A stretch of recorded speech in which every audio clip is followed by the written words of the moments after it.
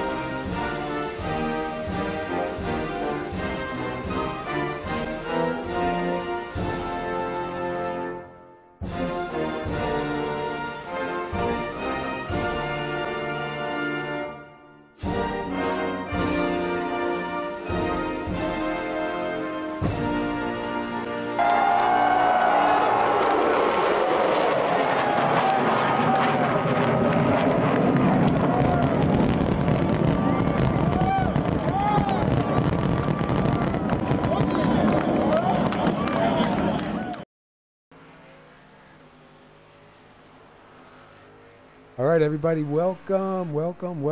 We are here with PASKY's Low Budget TV Grand Nationals. We're at Talladega, and we are in the first playoff race. Top 12 are going to be in, and we were told also tonight the race winner is going to have a donation made to the Dana-Farber Cancer Institute in honor of Robin Mayhood Bradley. The link is in the description on YouTube and Facebook. Anybody that's wants to join the cause, make a donation to the Cancer Institute, feel free to. But like I said, they said the winner of tonight's race is going to have a donation made in their name to the Dana-Farber Cancer Institute. So I think that's pretty cool. You know, as much as cancer sucks, and you know we see it and deal with it a lot. All over the place. It's nice to bring awareness to these kind of things. Anyhow, hopefully the sounds and everything are good.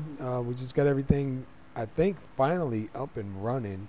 So we'll see if there's something that doesn't sound right. If y'all wouldn't mind, just give a quick type or shout in one of the chats, and hopefully we'll see it and correct it. I'm here with Wingy. What's up there, brother? Hey, mate. How you doing? I'm doing all right, man. Big struggle today to get the final last pieces put on this rig, dude. I couldn't find one wire. I was searching all over the place for it, man. And there's always that one cable. You're like, where in the world did I put it? Dude, I was going nuts. I was getting ready to go and try and find a place to go buy one. I was so desperate. But I got it. I think we're good now, man. These guys are just finishing up qualifying. I think, yeah, Stephen Parks, Jeff Hollingsworth, last two drivers out on the track. About 43 seconds, and it looks like, am I seeing it right? Stephen Parks got the pole? It actually does. Wow. Wow, that's pretty cool. Congratulations to Steve, man. And we got Stephen Parks, Charlie Woods, Hoot Baker, Joe Morganti, Byron Rodney, Mark Jenkins, Ron Hollifield, Rob Jenkins, Kevin Paskawych, and Willie Glynn. Pretty good. And remember, this is Talladega. It's going to be a crapshoot. Yeah, definitely going to be a crapshoot. Hopefully, they're in the right place, the right time. You know how it can go, man.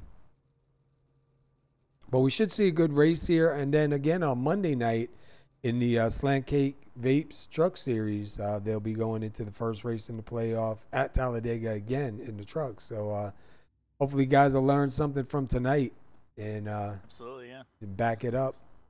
This is going to be like the test race, I think. We have to see how they go, because trucks are far more messy, I guess is probably the word. Yeah. We even in our league, man, the trucks are a lot different than they are in the Grand Nationals here. All right. The Xfinity does do promote cleaner racing. Yeah, yeah. And we'll pull up the grid here. We got Stephen Parks in the number 8 running that Budweiser Dale Jr. scheme on the pole. So congratulations to Steve. We got Charlie Woods going to be starting second. We're waiting for him to get on the field. Hoot Baker, I hope he has a good night tonight, man. I know he's had a lot of troubles with internet connections, and hopefully he's got that straightened out. I'd like to see him do good. Joe Morganti is going to start 4th. 5th is going to be Byron Rodney, who intends to be on the podium tonight. Mark Jenkins is going to start 6th. 7th is Ron Hollifield. Rob Jenkins is going to roll off 8th. 9th is going to be Kevin Paskawych, and 10th is Willie Glynn. Then we got Bob Lacovara in 11th, Mike Whitaker in 12th, Johnny Antonucci in 13th, John Napier 14th. The last car with a qualifying lap would be Robert Dudley in 15th. Then we have Hollingsworth, Ronnie Osmer, Michael Atkins Jr., David Biggar, Brandon Stokes, Ray Black Jr., and then Chad Whitt at the very back of the field. Nice. 22 drivers out here tonight, man. And don't forget, you're watching Paskey's Low Budget TV Grand Nationals here at Talladega. This is playoff race number 1. 12 drivers are in. In the description is all the 12 drivers that are in the playoffs. So if you want to see who's in there, just drop into the description here on both links. And you should be able to see all the 12 drivers that are in there. And then after tonight's race, we'll have for you next week the point standings of the 12, how they fare after tonight's race, who's coming out ahead, how far ahead, and all that kind of good stuff. So hopefully it'll be good. Yeah. All right, we are getting ready to roll out. We're going to wait for the pace car to come around and get these guys going. Let me check real quick. What do we got for temperatures here? Wow, we got 103 on the track and 77 degrees in the air, brother. That's pretty hot. Gonna be. Oh yeah, I think we're gonna get a little bit hotter as well. We are about 3:40 p.m. So the race should go to about 5 or 6. Guys will be having to watch their engine temperatures too in that kind of heat, especially if you stay too close, sucked up for a while. You're gonna have to get that car out and breathe some air, or we're gonna see like we. If I remember correctly, I'm just going off of memory. Wasn't that last change the Xfinity car an increased draft package? I believe because the Xfinity car you can get right up against somebody, and the outside line works really good. I expect to see one hell of a fight here. These Xfinity cars are always fun to watch. I'm also looking at Kevin Paskawych and Willie Glynn, both in the different paint job than normal. I believe that's a memorial paint job for Robin. Take a look. Kevin Paskawych, you said? Yep, and Willie Glynn. Yep, I see them. Yep, side by side, the 7 and the 12. Also, what they've got on the rear quarter panels, I'm going to see that the entire race and just do my best to not say it. You'll be all right, brother. It's gonna be a challenge with that. I know. Like Give a shout out to Judy Jenkins. What's up, Judy? How's it going? Hope it's good. Hope it's a good race here tonight. Hope it's a good broadcast. And like I said, anybody that wants to, donate, check it out. There's a link in the description. Go ahead and hit that link and donate. I know, cancer has no race, has no origin, man. It can hit anybody, anywhere, anytime, any age. So got to do all we can to try and fight it. All right, we're getting ready to get this thing rolling, bro. Playoff race number 1. Yeah, it's going to be a brawl, and the first driver in the pack is someone who's not even in the chase. Yeah, Stephen Parks and at number 8 going to bring these guys to green. Pace cars in. We're going, man. We are going. Long way to the start-finish line. Oh, yeah. And there's the green. All right, let's see how this goes. Normally, I'd say it would be a pretty good start for Parks and for Charlie Woods, but this is a plate track, so that doesn't matter at all. One thing I do like though, the outside line really can work. I think I forget who we were broadcasting and we were watching the outside line. The outside line was really working good. Oh, absolutely. The outside line can definitely work. Just got to honestly. Seeing a lot in DRL, the mid to high line is actually stronger. If you stay out there, you pretty much stop anyone from ever passing you. That being said, looks like Charlie Woods will slot down below, and so will Joe Morganti. That slots him up to first and second. Then you got Mark Jenkins running a pretty similar paint to Stephen Parks, third and fourth. And look who's right there with him, Rob Jenkins. So you got the Yep, Jenkins together. I talked to the Jenkinses earlier. They said they will be doing the best stick together this time. All right, we come to lap 1. Who's going to lead this one? It looks like Mark Jenkins almost got it there, but it looks like Charlie Woods gets the lead on that one. But Mark Jenkins now got a strong run on the outside. We're seeing Willie Glenn behind the Jenkins as well, sitting in probably the best position there. It looks like Mike Whitaker's moved forward as well. He started in 12th, he's now in 7th. Willie Glenn started 10th, he's now in 6th. Yeah, we'll probably see a lot of up and Rob down. almost turns his brother there. Oh, no. Hey, you want to do that? Not how you want this race to start. No, especially not in the playoffs, man. That's not going to be a good family dinner. Oh, yeah. That'll be a bad get-together. What are you doing? Oh, sorry. I Bit of a cleaning. don't know where I was going. Looks like Mark Jenkins will get the lap led this lap. That being said, I am a little paranoid about Rob's pushing right now. It's definitely making me worried. But the back was still too wide, pretty much all the way back. I don't think anyone's really split away at all. Everyone's still within range of the draft by quite a while. I think too. I mean, look, you got 113 laps here, man. There's really no need. 707 starting to blink, but there's really no need to get super aggressive right away. It looks like the Jenkinses have both slotted into the low lane there, Rob and Mark. That's left Willie Glenn out in the zone, but he's got Mike Whitaker behind it. But Whitaker was blinking, which means he's lost the draft, because when you blink, you do not Somebody's get already jumping down into the pits. Hey, really? Yeah, somebody jumped down into the pits real quick. I don't know if they did that to Joe him. Napier didn't go into the pits. He actually lost control. Oh, all right. I was going to say, I didn't know if he did that to save it or what, but yeah, he went down pretty quick. I don't... What the... That looks like his wheel failed for a moment there. Could be. We've seen a lot of that. And it looks like Whitaker might be opting to jump to the back till it clears up, which is a really good move on his part. I know it kind of sucks for him, but it's good for the other drivers until that thing settles out.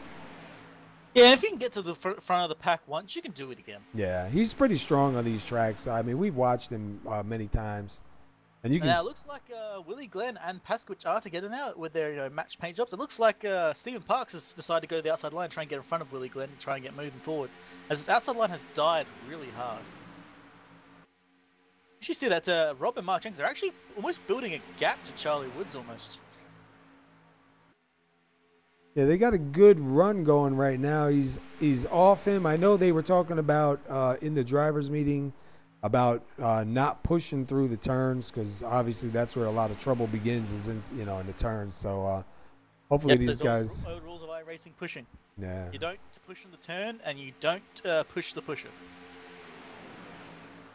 But they look like they're doing pretty good. I like those two cars on the outside line, man. Paskawych and Glynn. I'm watching Rob Jenkins pushing Mark Jenkins, and honestly, it's every once in a while it gets really scary to watch. All right, let's jump in. He's not quite lined up every once in a while. It's a little off. We're going to jump in right behind them in Charlie Woods. You see Rob right there in the 89 and Mark up in front in the 33.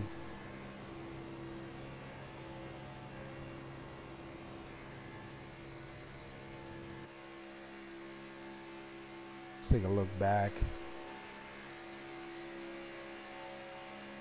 Let's take a look back from Stephen Parks. Wow, look at that. Is that Glynn right there in the front? That's Willie Glenn, then Paskawych behind him. Then behind looks like the 42 of Jeff Hollingsworth. Is starting to actually move forward quite a bit at the moment. He started 16th, he's now in 9th. And if this goes his way, he could be in technically 4th position or even better. He might get up to 1st. Look at back there. We are 3 wide, a little bit further back, and that is the 55 of Ronnie Osmer in the outside line with the 21. And the 21 is Brandon Stokes. You got to be careful with Ronnie Osmer, because he can be redonkulous on these plate tracks. We saw him go from a lap down to win a race. Yeah. And this is an important one too, man. One thing I forgot to find out. Hollingsworth has gone to the outside line right ahead of Osmer. Yeah, he's gonna try to grab that draft. Going 3 wide around the entire track now. Oh no! I forgot to ask him though. Is it a win and you're into the next round? That's something we'll have to find out from the admins.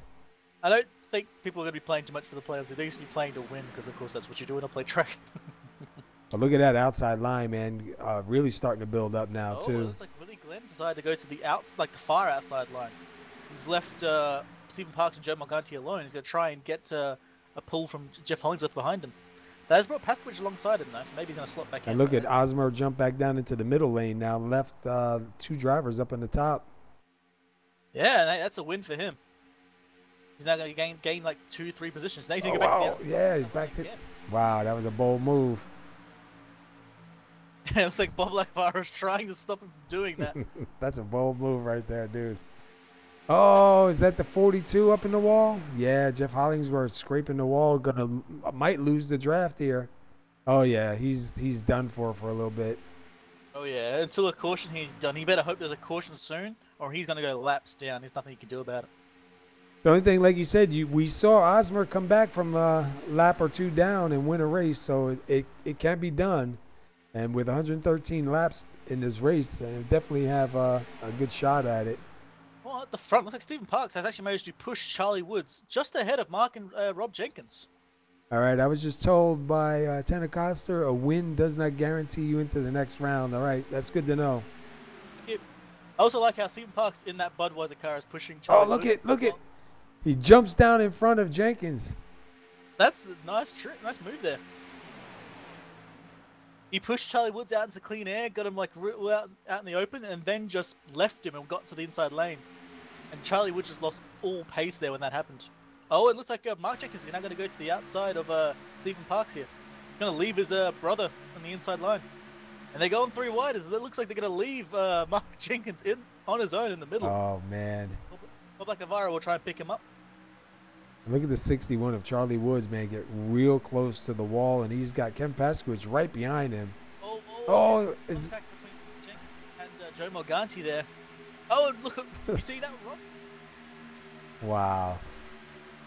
You seen that? Is that just me? What was that? Rob Jenkins is like blinking like mad. No, he was pretty steady. Oh, the 707. He gets down into, who's that?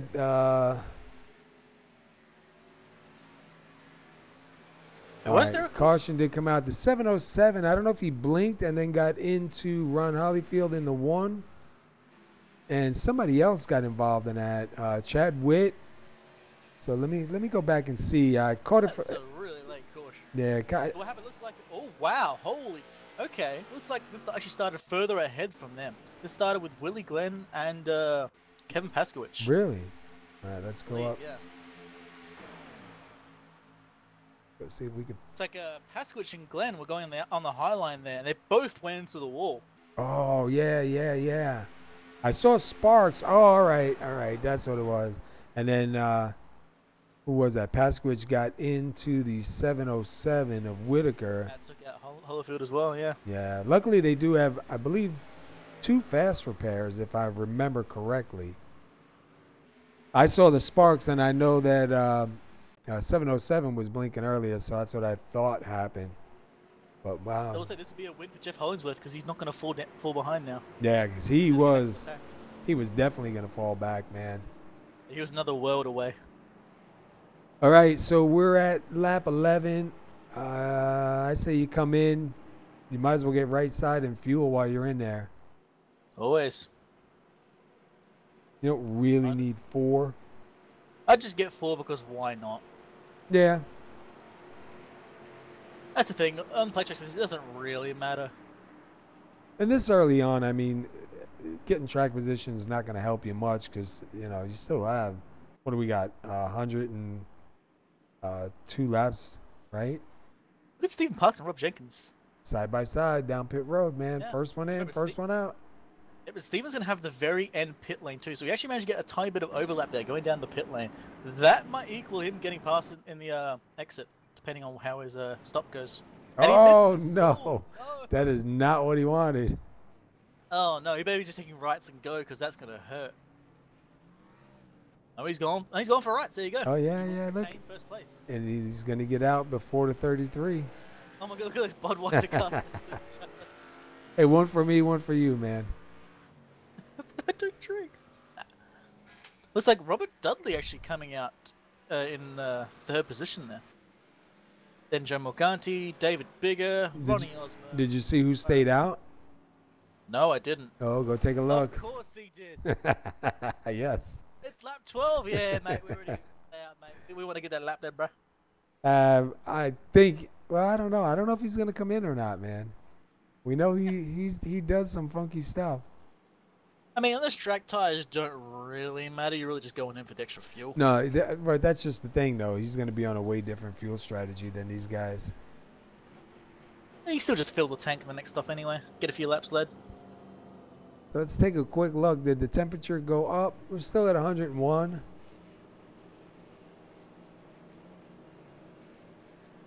Yeah, we're still at 101. But let's see. We've had 4 lead changes, and we got 102 laps to go.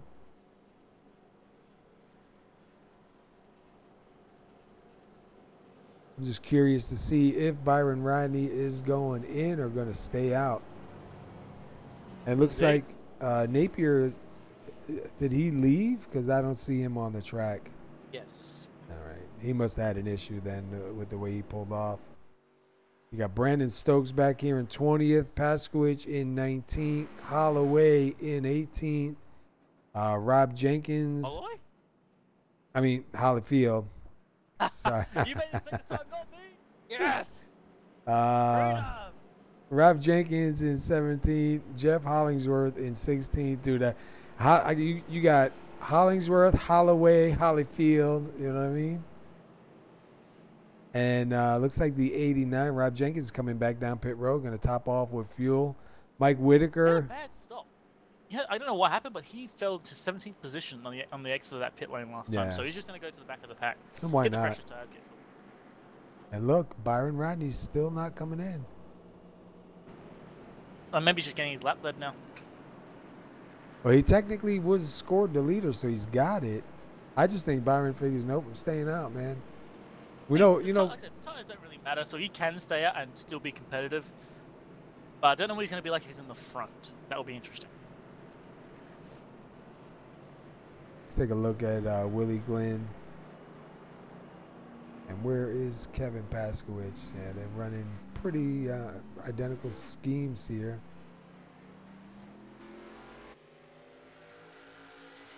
There's slight differences between both of them, but pretty much the same paint job. Yeah.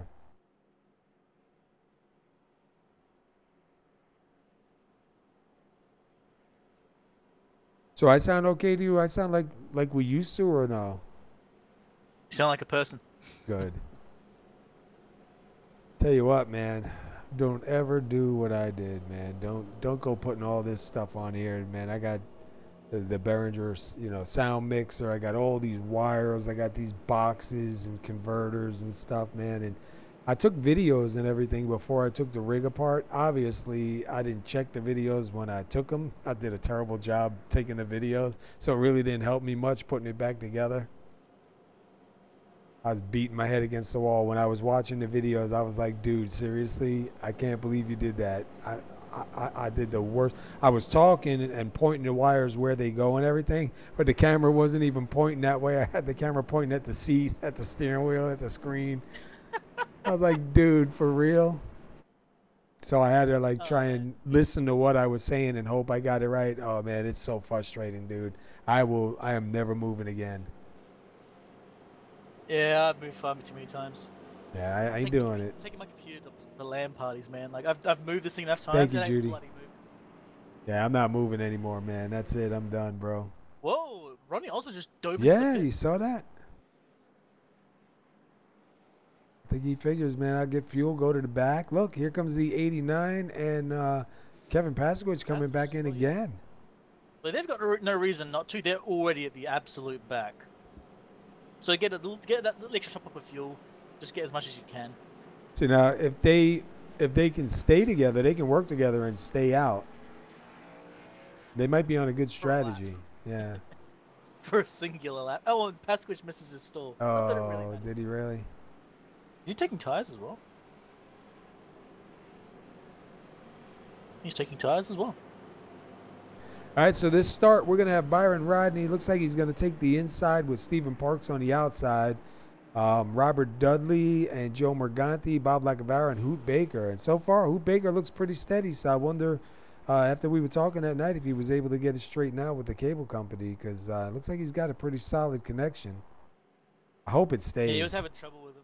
They were definitely throttling him. Looks like he got it solved. Yeah, because that was awful, man. Almost every race, right? Yeah, multiple times per race. You would drop like 5 or 6 times in a race. It just was not good for him or anybody else.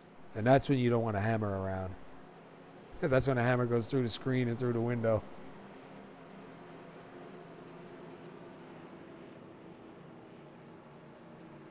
Matter of fact, let me take a quick look at Hoot Baker before these guys go green. He started third. He's sitting 6th, so he's not doing too bad. All right, about where you are at the very end. Yeah. And we still got a long ways to go. I mean, there's really no need to get super aggressive right now either. All right, lights are out. We're 2 by 2. We're getting ready to fire these guys up again. This is the playoff race number 1. See how Stephen Parks does on the outside. He's going to have the fresher tires. He's going to have, well, he was also the pole setter at the start of the race, so we have to see how he goes. He came in at the last moment and just doing really damn well. Yeah, I wasn't expecting. That's why I said, is that Stephen Parks up there on the top? Yeah, it is Stephen Parks on the high line there. He's sitting way back, to be honest. All right, waiting for that green flag. They're still going. And here we go. I think he went just before the green there and got a nice jump, got away from Stephen there. But like I said, Stephen might be able to slot in, but looks like Dudley is starting to catch up. And Byron going to the higher line there. Yeah, he's going to try and take the draft off of both of those lines if he can. If he gets out, you know how it is. If he gets out too far, he's a sitting duck. There's a slingshot pass, so he's going to try and get the air on both lines. Watch. Yeah, well, he's going to have Dudley behind him. Dudley's going to start pushing him, which means Stephen Parks is now on his own. Look at Bob Lacovara coming in like a lightning bolt to come out and help out Stephen Parks. I was going to say, look at Lacovara, man. He's right up there now. Yeah, he started 5th. What's that, 5th? He was in 5th at the start of this restart, and he's still in position. It's like Byron Rodney's going to hold first place really cleanly. But Dudley is now clear of Stephen, so he may go to the outside, and he does. Yep, there he goes. It's left Byron high and dry. He's going to have no draft for a little while. Stephen gets, as Dudley gets a good run, he's going to get pushed by Stephen soon. And here comes Joe Morganti behind Byron Rodney. Oh, 3 wide. Look at that. The 48. Atkins Jr. splits the 82 and the 12. And look at the 42 now wants to come through. I don't think it's going to work for the 42, unfortunately. That door has definitely closed. Yeah. He realizes it goes down to the low line, but that was a aggressive but good move from Mark Atkins there. And look at Stephen Parks. Going to give 49 a quick little bump, try to get him out in front of Byron Rodney. To see how Stephen does it in a pushing role. We saw him do great when he was out the front in the zone, but I'm curious to see how he pushes now. He's getting real close to Dudley on that oval. And I'm just wondering how the temperatures are. Oh, look at Osmer to the outside. Who's he got with him? He's got 33, Mark Jenkins, and I believe the 89 was, yeah, he's going back up. I was watching Stephen Parks there on that front stretch. He was pushing Dudley as we saw before, but when he got to the line, he stopped pushing him and actually got out of line entirely. Look at the 48 jump up in front in that outside line right in front of the 55 of Osmer. He knows Osmer can be aggressive and make good moves, so he's like, you know what, I'm just going to get in front of this and write it for myself. Wow, 3 wide, a little bit further back still. Look at that run they're getting the outside line. It's actually working rather well for them. Dudley's now well clear of Byron Rodney. Trying to see who is that. Parks and Dudley going to slot into the low line there and take up 1st and 2nd place. And look at Michael Atkins there on the outside line. He's actually coming alongside Byron Rodney now. Now 3 cars on the outside line, the 33, the 55, and the 48. Unfortunately, that middle line just kind of died. Looks like Byron's going to try and revitalize it with Bob Lacovara. But I think he's going to slot back yeah. in. He decided it's not going to work. Yeah, Byron Rodney just jumps back in. I believe that's in front of Joe Morganti. Yeah, I was looking at the 07 Ray Black Jr. I've never seen the very lowest line, the very highest line being run. And just the middle line just being left entirely alone. So they're going to slot in now. Ooh, and I think, guys are getting a little bit dancy. Yeah. Osmer and Atkins still fighting it out. Trying to get up to the front.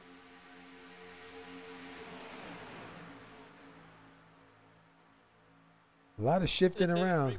Out on his own, fortunately. He was in that outside line, but he's just been left alone now. I seen sparks off somebody, so somebody's having a little bit of connection issues right now. Yeah. Is the car ahead of Ray Black there for you? Oh yeah, look there. Yep, there it goes again. There it is. 89 just popped out of nowhere, and Ray Black. Oh, and he's got no nose and no fenders on there on my screen. Nah, his car's all good on my end. Just flick between cars, it should be fixed. All right, hopefully that'll come back, because right now it looks like a modified, man. Wow.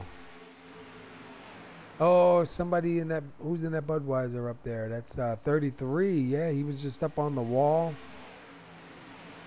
Yeah, it looks like Race Control has asked Rob Jenkins to just go back at the pack and see if his internet calms down. Because he was gone for most of the front stretch there. Yeah, he's totally gone. Atkins is now alongside Stephen Parks. Stephen Parks has done really well pushing Robert Dudley here. Been real clean, consistent about it. Yeah, he's got 4 laps. He's got 4 coming to 5 right now too. And this pack is starting to split a little bit. It will come back together. They're still well within draft, but for a moment there, that pack got into two different packs entirely. Now they're coming back together again. Look at that high line. Stephen Parks left Dudley alone. Stole the first place position. Now going to sit in front of him. Atkins is going to try now. Yeah. Stephen Parks with a quick move there. Going to get the first place, but looks like Atkins is now going to get a run on him going to 3 and 4. Yeah, Atkins got a real good run on the outside with Osmer pushing him. See if he's able to get to the line first. Long way to the line when you get out of 4, though. Oh, yeah. Doing pretty good so far. Yeah, it looks like Dudley is not quite as good at pushing Parks as Parks was pushing Dudley. We see Atkins and Ronnie Osmer just flying away from the inside line. Wow. Atkins and Ronnie Osmer first and look at now. the 49 drop back. Yeah, and look at the same for Stephen Parks. He was in first place. Now he's in like 5th, 6th even. But Michael Atkins Jr. to the lead. Look at Ronnie Osmer now. He's got Kevin Paskawych and Brandon Stokes behind him. Paskawych with outside, Ray Black is trying. Ray Black's 11 laps down. Yeah. Have you seen that as well? Yeah, I don't he had quite know what he's doing. Yeah, he had some issues, I think, getting into the server. I'm not exactly sure what he's doing, but okay. He's trying the outside line. And he goes Osmer on the outside line here. It's actually little wiggle. Manages to hold on to it and get the lap led for Yeah, that he's lap. going to grab it that time. So we got another new leader. Welcome to Plate Track Racing. We got 3 wide further back with Ray Black, Mike Whitaker, and Jeff Hollingsworth.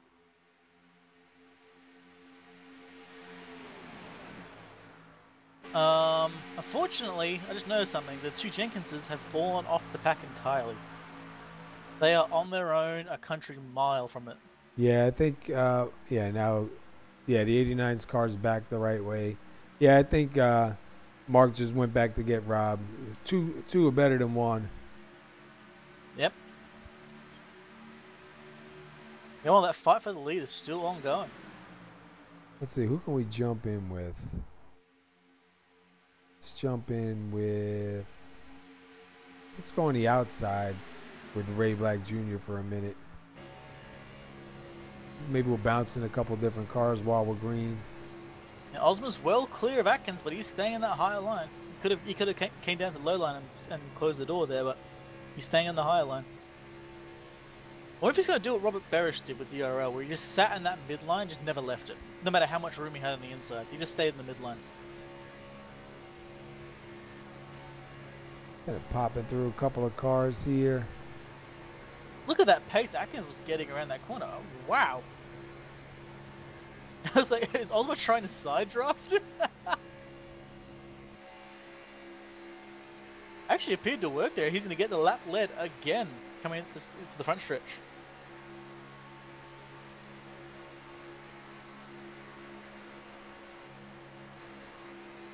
Oh, look at the speed in that midline there. They're just...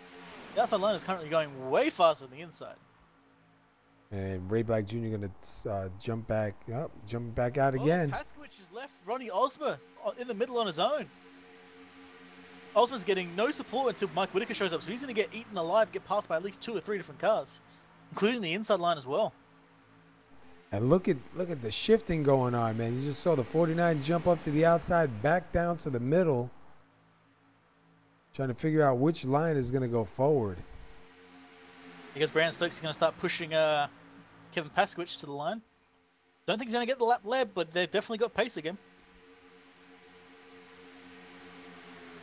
Almost gets the lap led. Wow, that was close. You got Michael Atkins Jr. being pushed by Bob Lacovara, and then you got Brandon Stokes pushing Kevin Paskawych now. And there is a lot of shifting going on, man. Look at these guys are all over. Everybody's trying to find that line.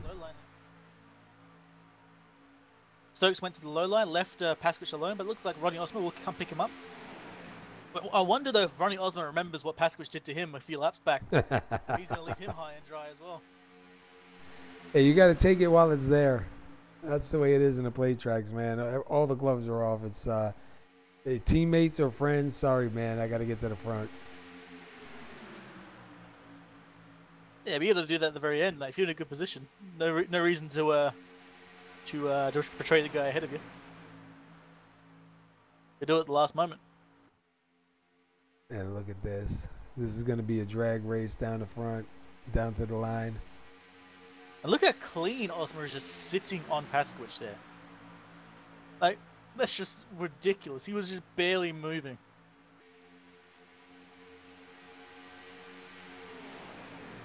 They lose so much right there, but we'll see if they can get it back. I don't think he's going to be able to get there in time. Look at Atkins Jr. jump up. Brandon Stokes alone, yeah. Going for the high line himself. And Paskawych and Rodney just say no. Nope. Wow, that was close. Who did they give it to? Best about it was they get so much run out of that too, because they left Stokes alone, they left Atkins alone. They got all the run in the world. And it looks like Paskawych will once again leave Osmer behind, I think. He does indeed. Yeah. And but this time, Osmer does have the 707 and Whitaker behind him. Oh, and look at the 48 and Paskawych. They're going to go almost 4 wide there. Wow. And look at Lacovara now to the inside, to the middle lane. He's going to try to get up in the front. Oh, yeah. We're going 3 wide around the entire track now. The high line's not working for Osmer and for Whitaker, unfortunately. They're going to fall back. Except now Atkins has gone to the high line again. This worked for him early. You can try it again. Let's see who. No, it feels like it's been forever, but it's like 28 laps. Yeah. They're really long here. Let's jump in the middle with Biggar real quick. See what it's like in the middle lane. The hold your breath lane. Oh, and here comes Stephen Parks now. He's left Brandon Stokes on the inside line. He's going to get a bit of a push from Bob Lacovara. He may get up to the lead again. A really good push from Bob Lacovara on this front stretch. Yeah, and he's just going to take the inside line away. Uses Lacovara, then leaves him behind.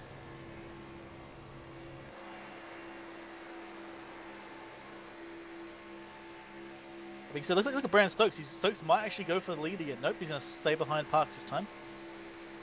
And it's going to be a real close drag race to this this line again. But looks like Parks will get it. Yeah, wow, that was really close.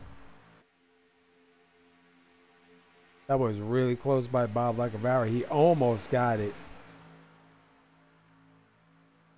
And Ronnie Osmer has fallen back quite a bit. He was in like top 3 for a while there. He is now back in. Let's have a look at this car here. 15th, 16th. And look What was going on there? That's weird. We're still 3 wide. Atkins is determined for that outside line. He can't really slot back in, so he's kind of stuck out there if nothing else. He was in 3rd as well, and look at that. He's now falling back. All these lead pack guys are starting to fall behind. And he's now going to get draft from Ray Black Jr. ahead of him. Black is a bunch of laps down, but then Mike Atkins a bit of a pull he needs. Oh, look, he's going to jump back in behind Paskawych. He's kind of like in and out. Meanwhile, oh, look at Stokes. Look at Stokes gets just enough room with Lacovara. Doesn't get the run he wants, though. It looks like Rodney will catch up to Parks before Stokes gets a run. It looks like it's crowded right there.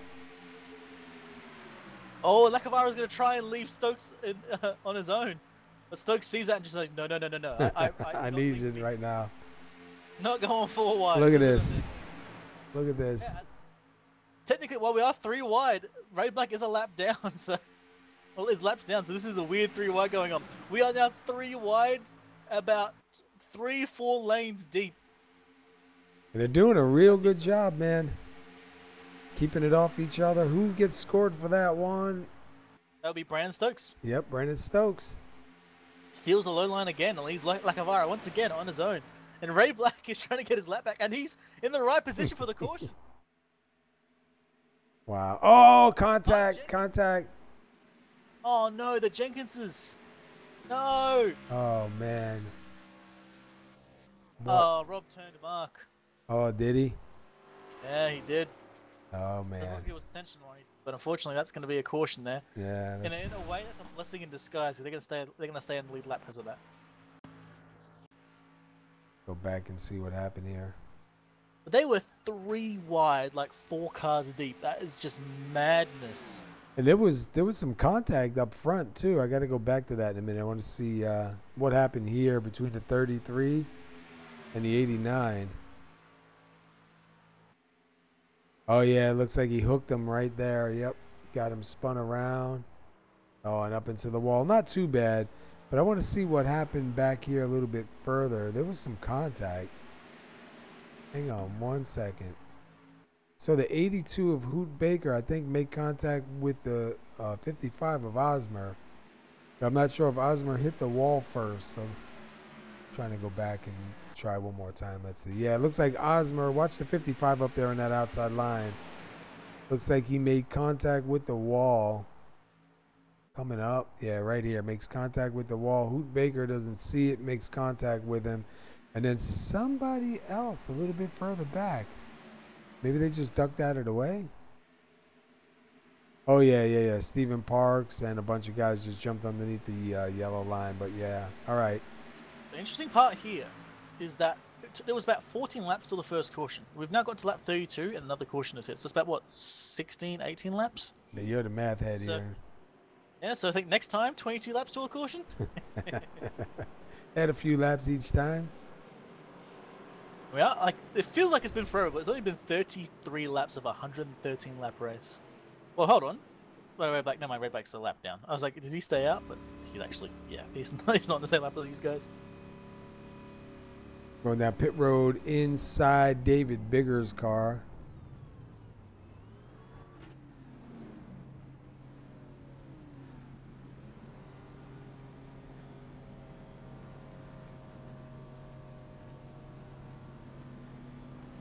See, the left side's going on now. Fuel is in, and he's out.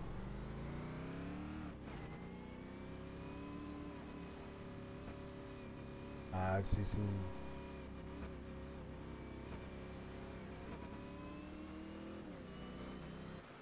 And that's what it's like to do a pit stop. He actually had a really good pit stop. A little bit longer, 15.4, but not too bad. Couple guys, Hollingsworth with a 19.8. Charlie Woods, I don't know how he managed to get out that fast. He had a 28.3.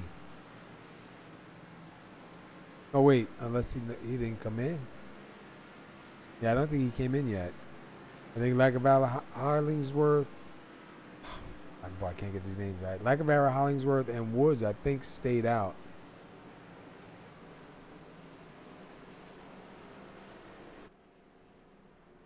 Let's see, how many lead changes? Wow, 14 lead changes already. We've only had 33 laps. We're under caution number 2. We got 80 laps to go. This is the first playoff race tonight for 12 drivers. Those 12 drivers are in the description. Track went down a little bit. We got 98 degrees. But let's see now. Let's go back to Rob Jenkins. He is still on the lead lap. He's in 19th. And where's Mark?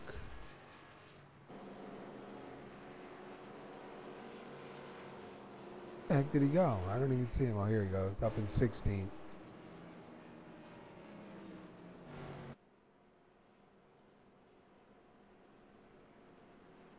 Let me see. Let me see who I can talk to real quick. See who's not coming in. All right, those guys are coming in up in the front. I was going to go back to... Let me see if I could get a word in with Kevin.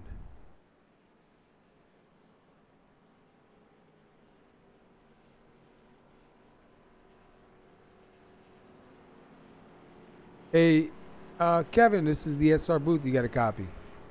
Hey, what's up, guys? Hey, man, look like you're doing pretty good out there. We were checking out your paint. See what you and Willie Glynn are running out there tonight, man. We know that you guys are going to make a donation to the Dana-Farber Cancer Institute in honor of Robin Mayhood Bradley. We did put the link up in case anybody wants to get involved, man. We just wanted to pull you up here real quick. We had a couple questions for you on the track. The track temperature was high, for the first part of the race there. Can you notice the temperatures in your car with all that, close racing? Yeah, actually, I think that's why some of these guys might be pushing it 3 wide. That's why I had to go 3 wide there with Ronnie. You're only good maybe 3 to 4 laps, and then the car starts overheating. So if you're really pushing somebody, you've got to get it done right quick. Otherwise, you're going to have to back off and cool your stuff down. So the high temperature definitely noticeable. Also the cars, I don't know if it's the setup or the temp, but after about 10 laps, the cars get really floaty and a little bit loose on entry, especially if you're getting pinched down on that inside line. So, experiment running with dynamic weather and all of that stuff today, and it's interesting. Yeah, I personally like it myself because it really changes things up and it makes you drive. When you got that consistent one, you got some guys that can just beat it. This way, man, you got, you're going to come and go.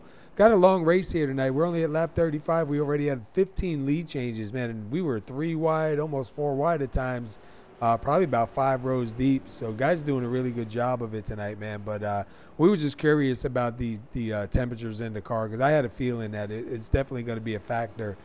We know the track temperature went down just a little bit now, a couple degrees. So I guess we'll have to see how it goes. Yeah, we're going to see. I don't know how it's going to shape out, but I think it'll be interesting. And we're having fun regardless. Yeah. All right, man. We'll let you get back at it. Hopefully we'll see you on the podium here, and good luck, man. All right. Thank you, guys. All right. All right, that was Kevin Paskawych there in the number 7. Wanted to get a word in with him. I was curious about that, Wingy. Yeah, definitely. I had a feeling Didn't think it was gonna be temperature issues, but you never know. Yeah, I had a feeling that, if you push too long, man, that was going to be it. I'm really surprised not to see anybody really push it too long and actually blow up. Yeah, I've yet to see that in any play track race, to be honest. Because I know there's been plenty of times I was pushing somebody and I could see the temperature gauge flashing, but, you're just trying to get to the line and it's like you're hoping it just don't blow up and you don't damage it by the time you get to the line, Yeah, so anybody that is interested, click on the link inside the description. Go check out Dana-Farber and see if it's anything that you would like to make a donation to. Even if you want to copy it and paste it and share it on your Facebook page or something, help get the word out. Obviously, cancer sucks. You see a lot of the guys on the car, what they have for cancer, and unfortunately, cancer affects everybody. It doesn't matter who you are, rich, poor, tall, short, whatever. You know what I mean? So kind of a downer on that situation. But, you know, it's good that these guys, they bring a lot of awareness. This league, one thing I like about them, man, they bring a lot of awareness to a lot of different things. And even in iRacing, man, a lot of guys always band together and do a lot of good for different charities and different things. So it's good to see. Yeah. Let's see how this restart goes. Stephen Parks started the pole and he's been moving forward quite a bit. He's actually been managing, like, a few guys come up to the front, then fall back again. He's held onto the front the entire race. All right, Paskawych got the command here. And they go. Nope. Oh, I thought they was going. It went by fast. Never mind. Yeah, Parks is trying to get alongside Paskawych for this restart. He's sitting quite a bit back there, actually. Yeah, I heard somebody rev up. I thought they were going, man. That was Stephen Parks, yeah. There's the green. I would have jumped the lead and got black flag. Yep. Wow, look at Byron Rodney and Paskawych, man. Off to a really good start. See if they both can clear Parks, or is Paskawych going to leave Byron out there? Parks with a good run on the inside with that push from Stokes.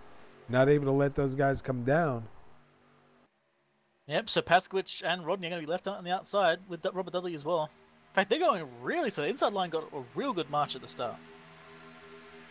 And look at Willie Glynn, man. Him and Stokes. Stokes goes to the outside. Glynn almost gets left in the middle. I don't think that's where he really wanted to be, but he's back down behind Parks. See if he can make any headway here. And you can see now some of the guys, when they start poking that nose out to get air on the front.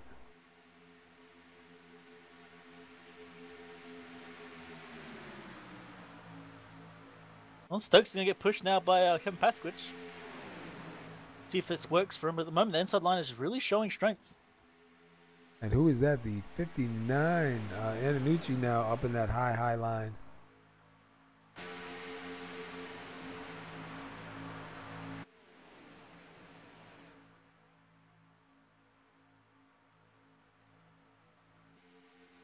Doesn't look so crowded when you look from the backstretch camera, but there is a crowd there, man.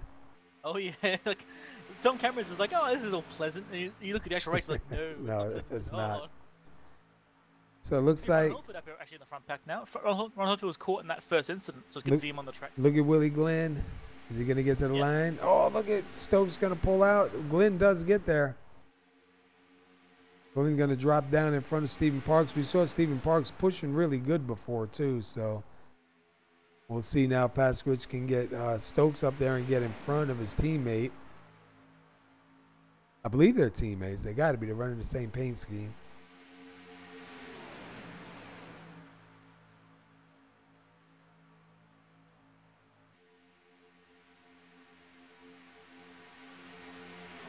And look at Robert Dudley now stuck up on the outside by himself.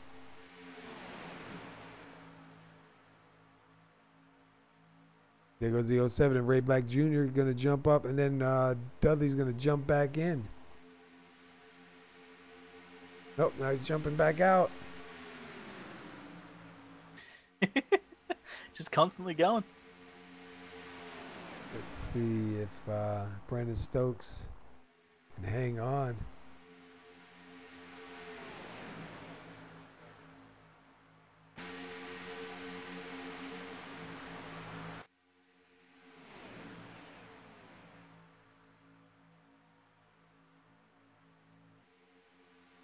Okay, we're back 3 wide.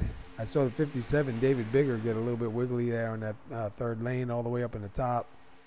Well, Ray Black is now 10 laps down rather than 11 laps down. So if he can do it again, he might get up to, 9 laps down. Yeah, I wonder what happened with him. If it was connection issues or what. How do you, why he started so far back. Look at this, 4 wide up in the front. Oh, that's so close to causing an incident. Oh, dude, that's not going to end well.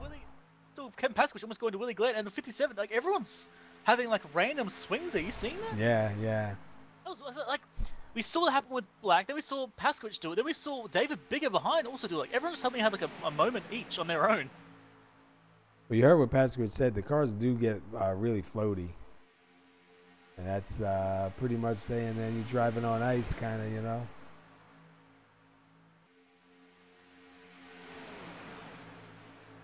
That was pretty good. 4 wide. We got through it. Coming to lap 42. That could have been so messy, but good to hear they managed to clear it up. Yeah, that would have definitely been a big one. And let's look at Ron Hollifield, man, in that number 1, making his way back up towards the front after being involved early on. Innocent bystander in that one, and look at him, he's making some headway here. It's got a little bit of right front damage on that car from what I'm seeing. You got Glynn on the inside, and then you have Stokes on the outside. Oh, Stephen Park's going to jump out. Yes, he is. Going to leave Glynn down on the inside and jump out there with Stokes and those guys.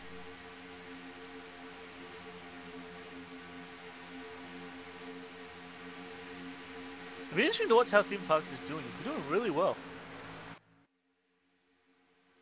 And look, he's going to jump back down now in front of Glynn.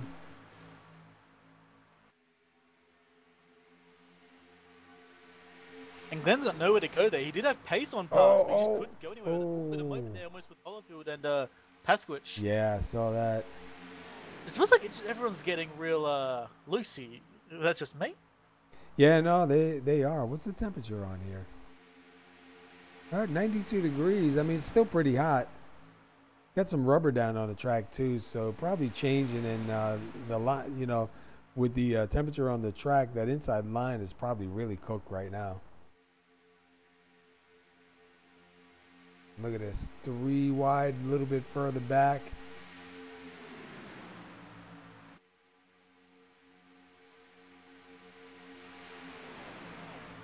And where is Hoot? Hoot's sitting in 9th. So far, Hoot having a pretty good run, man. Pretty good connection going on.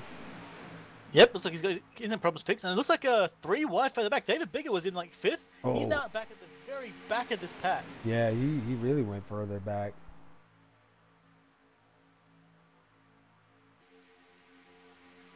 A lot of movement at the further back. It's kind of interesting seeing people who are at the back of the pack right now. Michael Atkins, he pushed to the front. Charlie Wood started on 2nd. Rodney Osmond's been moving back and forth all night. Bob Lacovara was fighting for 1st and 2nd. Rob Jenkins, obviously, same thing. The only one back there that hasn't made it to the front of the pack yet is Jeff Hollingsworth. And give him some time, he'll probably do it too. And Chad Whitt also.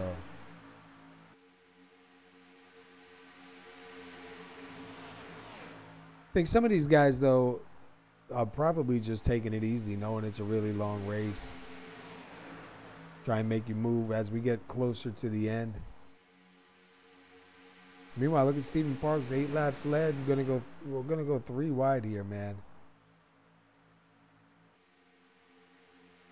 Kind of breaks up a little bit. Oh, there's some contact. Who was that? The 07, Ray Black. Oh. Who was that on the wall? Is that the 57 we were just talking about? No. David Biggar. David Biggar got just ruined there. Was that him up on the wall? Yeah, it was. All right. I wasn't sure. Right Man, now. We were just talking about him, too. Let me go his back. car's still going. He's going to have his fast repair left, so we won't be out of the race, but that is an unfortunate incident for David Biggar.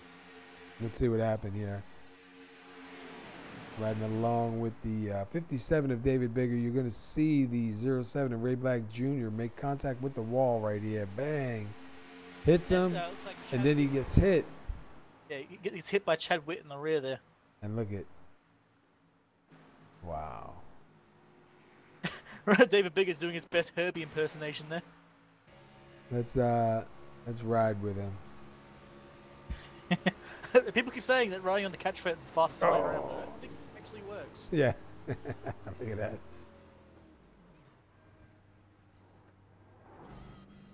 Wow. That looks so weird.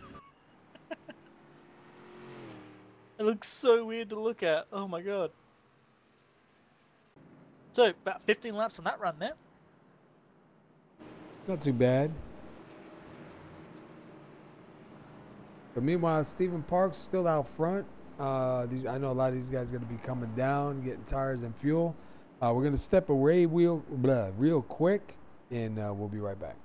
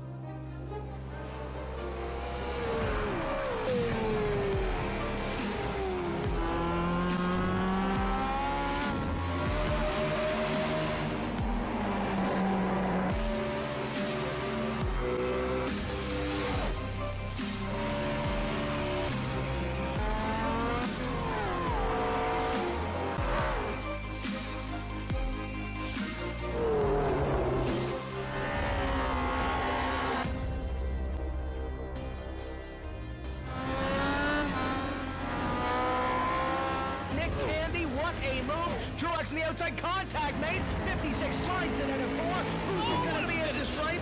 Dead even, give it to Ryan Truex. Truex is your winner over Tandy.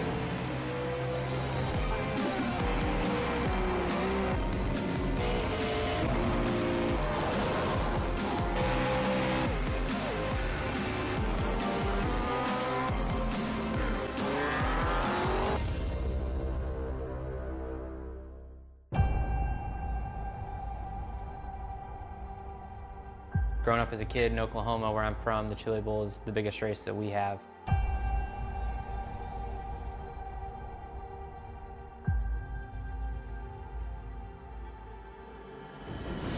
The Chili Bowl has kind of been my favorite race of the year.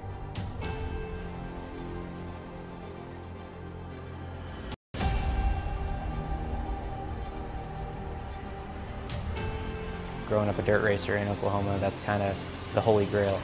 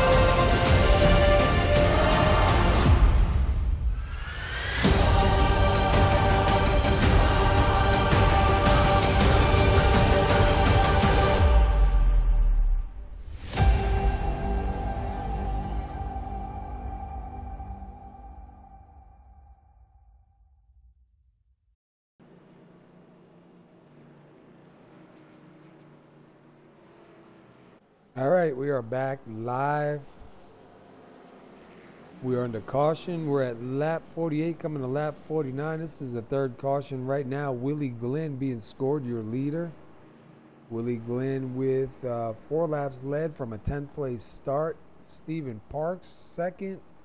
Kevin Paskawych up in third. Mark Jenkins makes his way back up to fourth. And then you got Robert Dudley, Brandon Stokes, Byron Rodney, Ron Hollifield, Michael Atkins Jr., and Rob Jenkins, I believe, rounding out your top 10. We are at playoff race number 1 here at Talladega with Pasky's Low Budget TV Grand Nationals. And then Monday night, these guys will be back in the Slam Cake Vapes Truck Series for their playoff race here at Talladega. So it's going to be a full dual race here going on.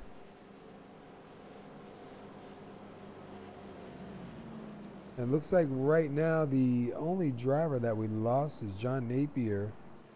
Ray Black Jr. is still on track, 10 laps down.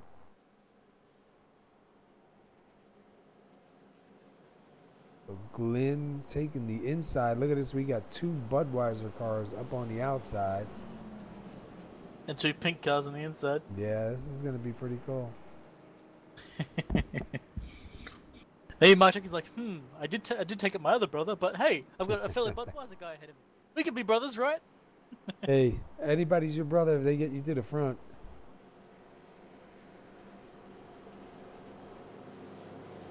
Lights are out. We're going to be going back this time. We'll see if Willie Glynn can get a good start and take Kevin with him, and those guys try and take command of this race here. Where's Byron at? Byron back in 8th. Definitely a weird race to watch. A weird race to watch. A weird waste to watch. I know. I'm having a bad time with words tonight too, man. Yeah, they don't like me at the moment. Considering my job is to speak, that's a problem. Oh man, it's crazy.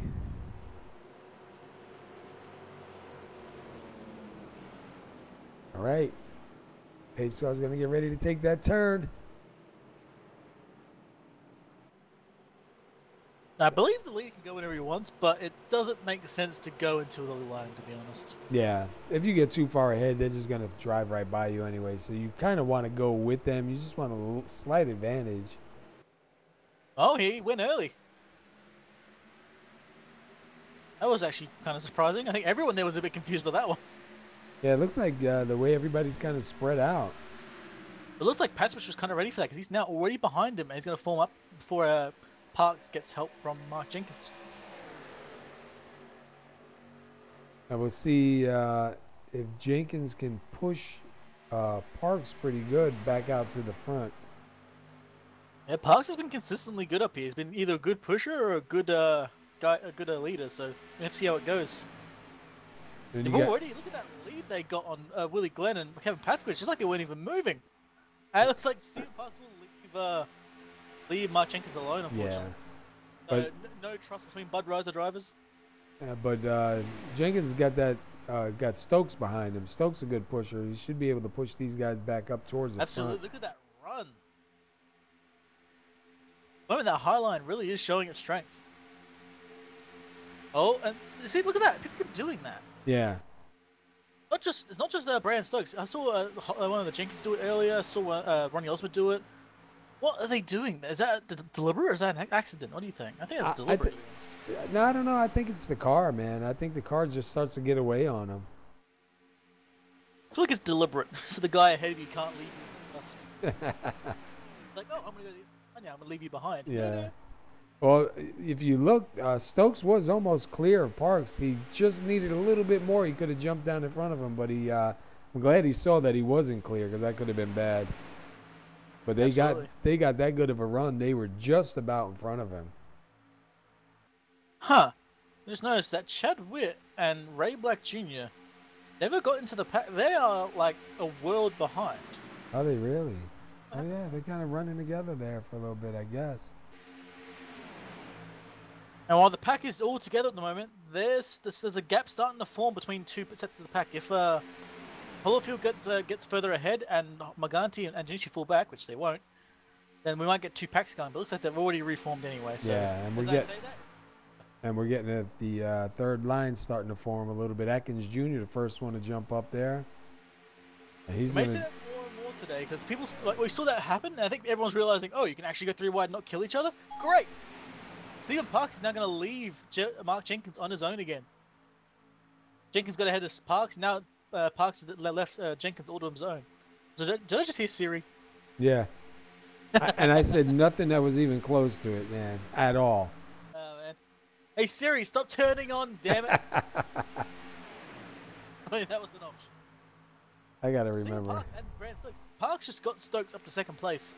Well clear of everybody else. That being said, there's a big gap between them and third. Yeah. We might see a run from Mark Jenkins if he gets the run here. Robert Dudley now out in the... No, he does not get the gap he wants there. Dudley will take that outside lane away.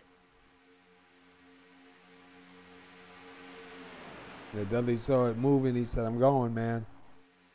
That's one thing you can do with the outside line in these cars. You can get up there, and that driver that's up in the front can clear the pack and choose to leave you, you know what I mean? And he can get down there, no problem. It's hard to get that second car down there, though. And if you don't take advantage of that opening while it's there, you take a chance of, you know, getting up to the front and then falling back again. So you got to go, man. You know, if Dudley gets a chance to get up in front of Steve, he's just got to drop down and, you know, tell Atkins Jr., sorry, bro, later. That's the thing, though, right? We've seen it before. We're watching it constantly. People will get to that midline. They will get to the front. Honestly, if I was Dudley and I had the pace, I would just sit in that midline, never leave it until the end of the race. Doesn't have the pace for it, unfortunately, but I would just do that. Just deny anyone the ability to pass. Now watch here. Watch the cars on the inside and the outside line, too, especially the outside line. There was Stokes almost left Parks on his own there. Fortunately, Dudley did not give him the room for that because he would have gone 3 wide. It would have Parks on his own. Now remember what Paskawych said before. After 3 or 4 laps of pushing, you know what I mean? You got to get some air on the front of that car. There was a touch there between Dudley and Atkins. Atkins went higher than Dudley there. They almost turned. And then Charlie Woods got a little bit funny there with Lacovara, looked like. Well, now we're 3 wide. Looks like Lacovara's going to try and give Atkins one hell of a push. Yeah, they're going. What's up there, Mr. Grandy?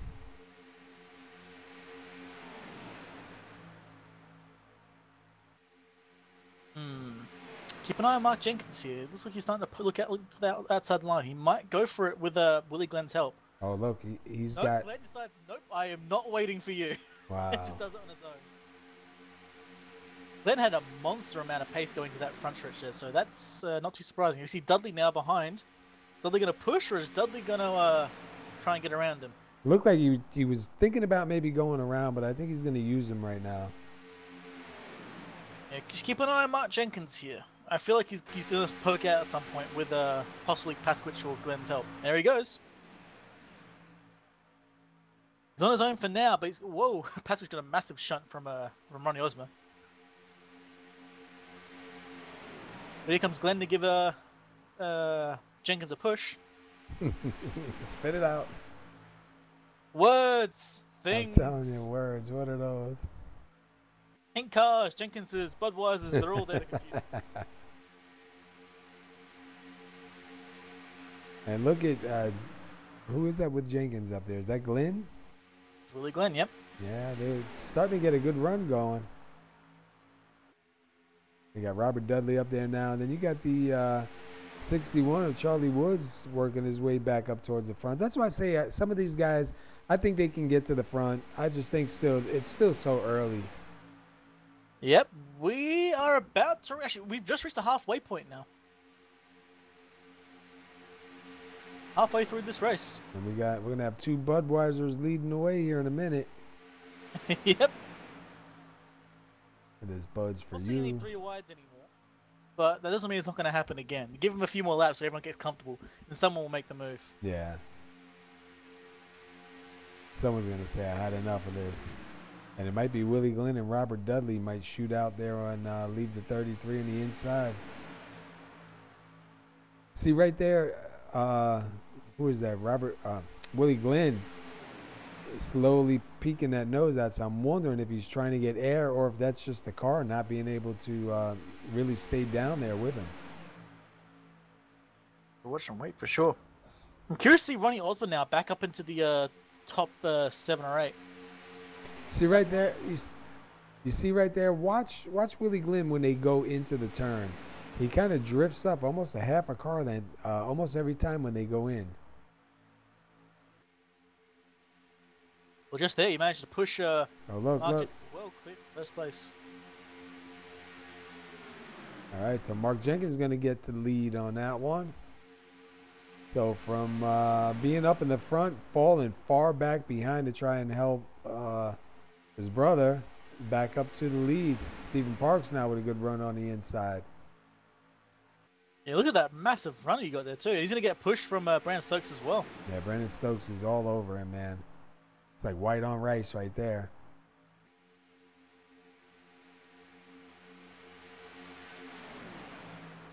Look at that.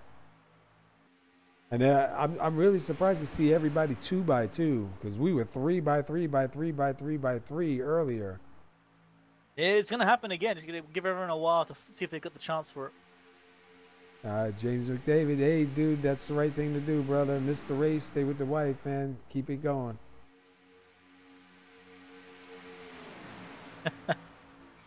Happier you keep it, the more races you can do later on. That's it. Otherwise, you won't be racing at all.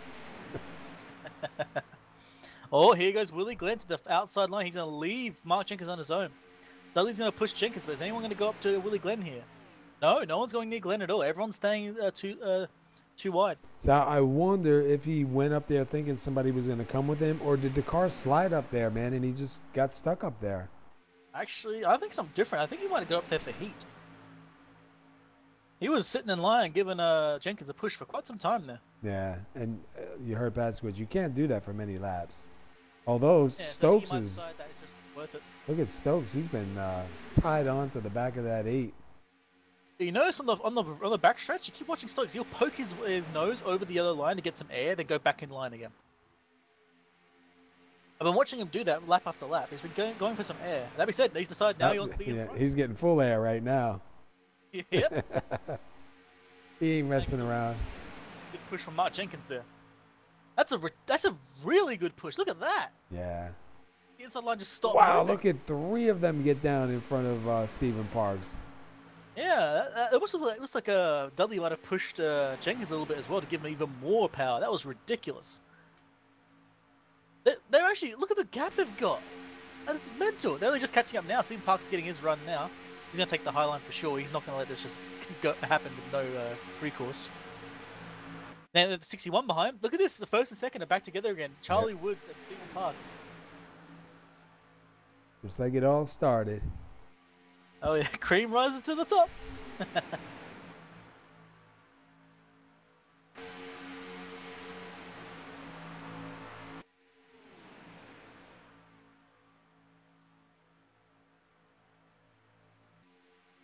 Whoops, Stephen Parks now on the outside of Robert Dudley. Looks like Dudley tried to go to the higher line there, and that's going to leave Parks in a bad position. Oh!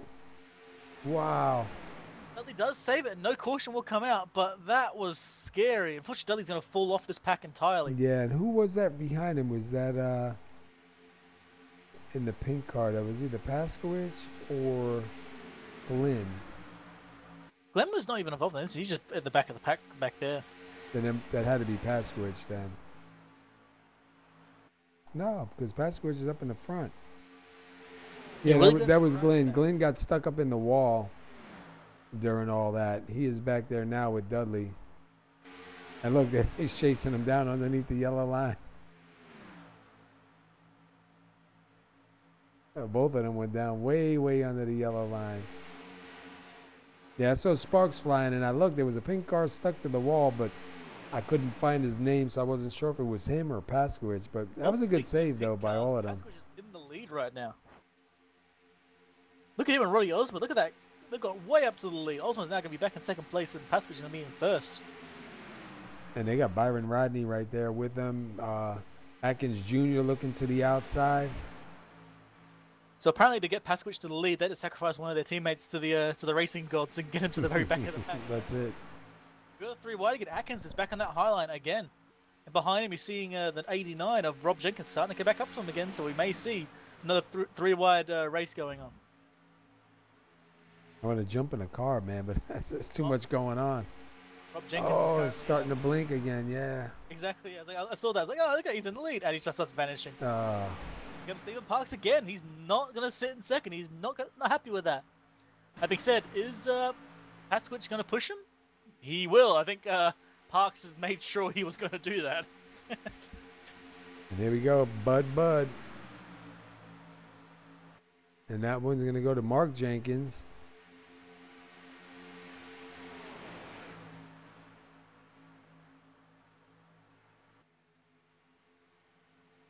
Wow, that looks scary right there. Kevin Paskawych got back behind the 8, but it looked like he was sliding. I guess it just must have been the camera angle from the way it was. But man, I thought that was going to be a tough one right there. Fortunately, Rob Jenkins has now fallen off the pack entirely. Yeah. Unfortunately, man, with that connection issue, dude, that really hurts. Oh yeah, that's not pleasant at all.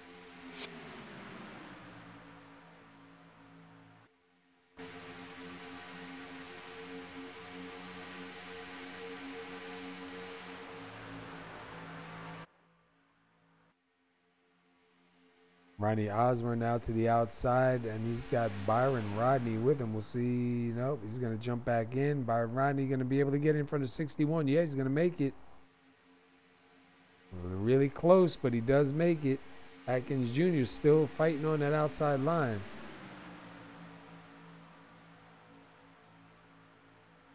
Oh no! Brandon Stokes is gone. Oh, did he drop?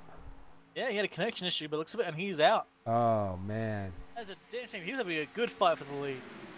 Oh, he's got to be mad, man, right now. Well, Stephen Parks has now been left alone by Paskawych. He's going to have Osmer. behind him. Yeah, Osmer's picking him up. He said Osmer's not really got the pace. Look at that. He's fallen back. We were 3 wide there. Now going back to 2 wide. Looks like Parks is just going to slot in behind Joe Morganti. Now look at this. Oh, Paskawych goes around. Oh, no. And he collects a bunch of drivers here. He's got the 61. I saw the 42 get a little piece of that. Man, I was going to say, things changed.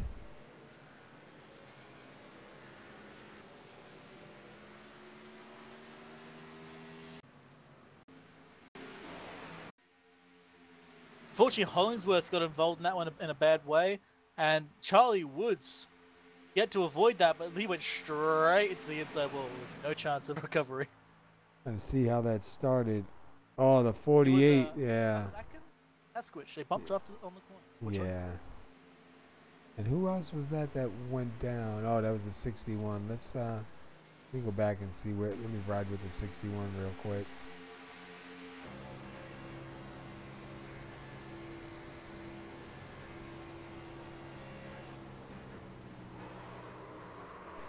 Well, I think the 61 might have had a little help. He was slowing down, and I think he might have had some help from the 42.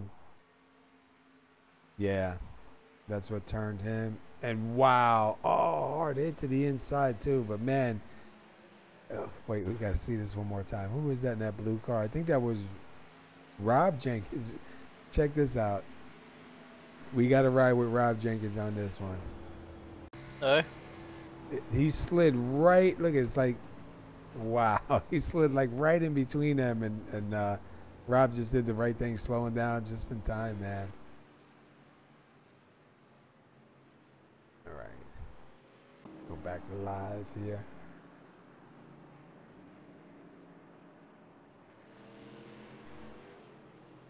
And so Mark Jenkins, your leader, going to bring these guys down. I don't know why this pit lane camera is not working. Gotta get a better angle here.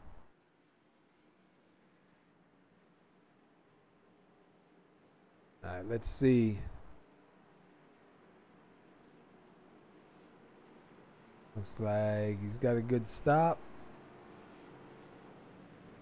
Oh, somebody backing. No, it looks like Joe Morganti missed his stall by a mile. Yeah, he was backing up big time.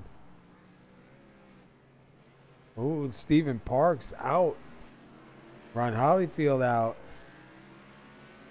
Mark Jenkins out.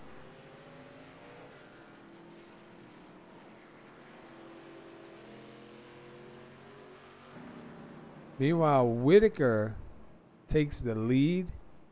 Gonna get a lap lead here, get that bonus point. Ronnie Osmer, Byron Rodney, David Biggar. I see the 21 is back. He is 3 laps down. It's showing. That's frustrating, man. Always is. Always is. All right, let's take a quick look. 32 lead changes. We're in the caution number 4. We got 45 laps to go, man. It seemed like it was a super long race. Now it's starting to really close off fast. We're past the halfway mark now. We've got about 50-ish laps to go. We got 91 degrees on the track, so it's still pretty warm. What were we at, 101, 110 when we started? I think it was 101. I don't think it was 110. I don't know what I'm talking about. Don't mind me. I'm dehydrated. I need a drink. Look at Whitaker, though, man. Let's take a closer look at that car.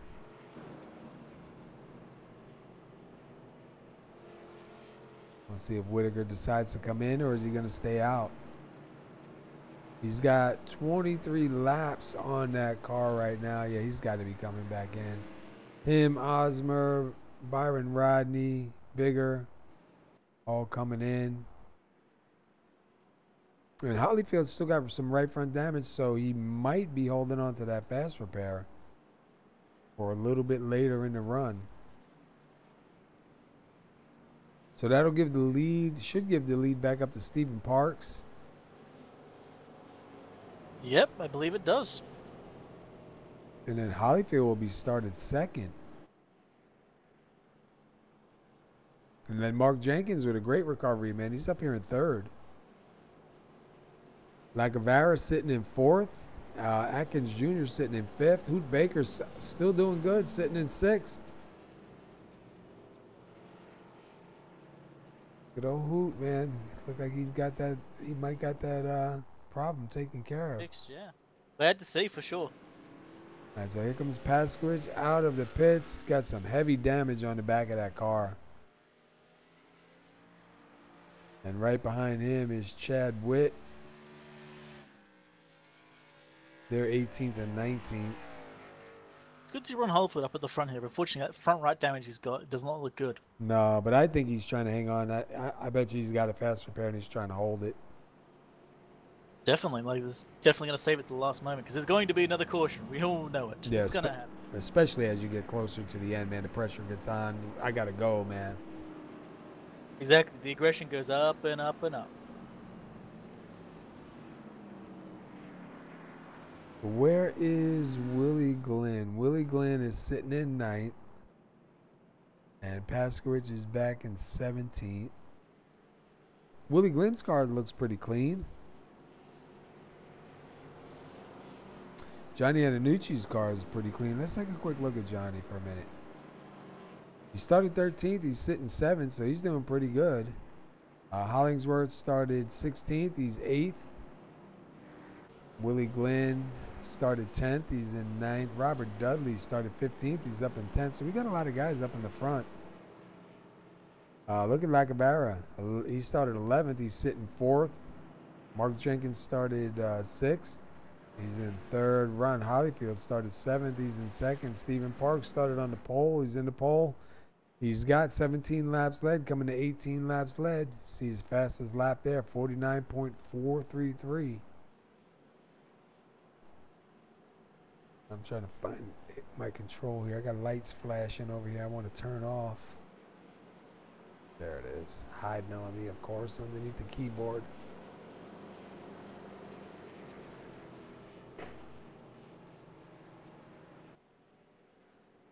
There we go. That's better. These lights flashing in my face. My kids were playing. My computer's got like a glass cover on the side, and it's got a light thing in there. You can push all these different buttons and whatnot. And my kids were playing with it. Now every time I turn on the PC, the lights come on, and I can't figure out how to turn it back off again.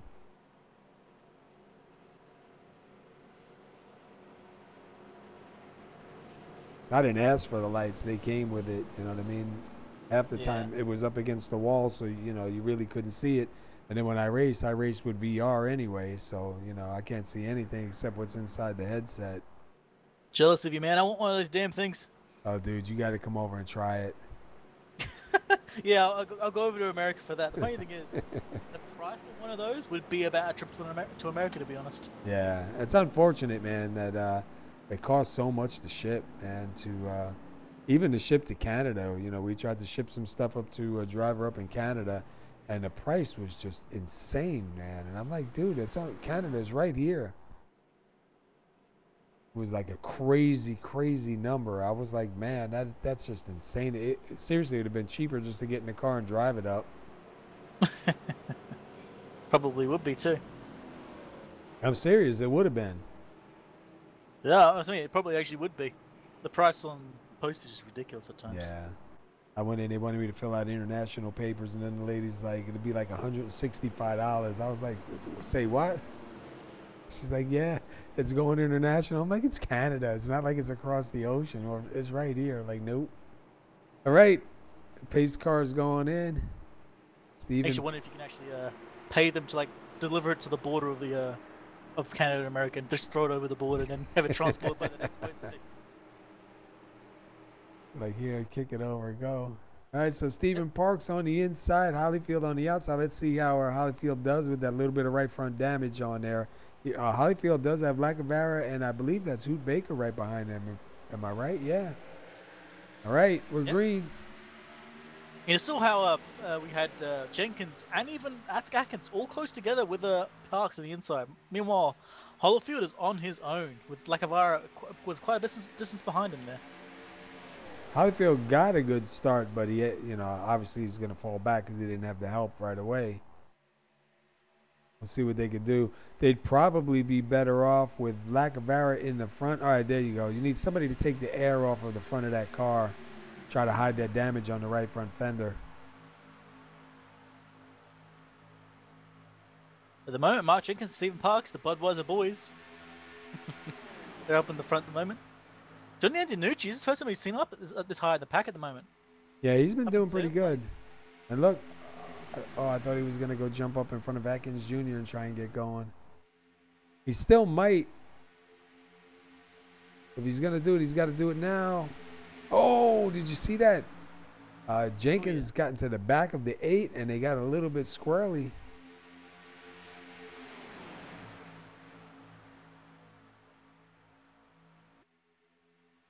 A lot of shifting going on back here. I see the 5 bouncing a little bit sideways.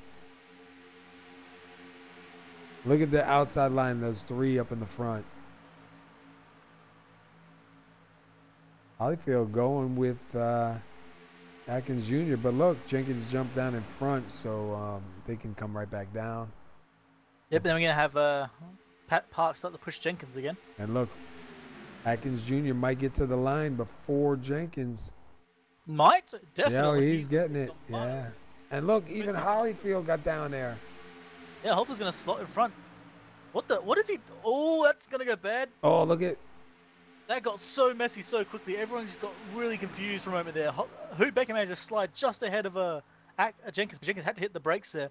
Parks has now fallen back from that because that incident. That was messy. That was definitely messy.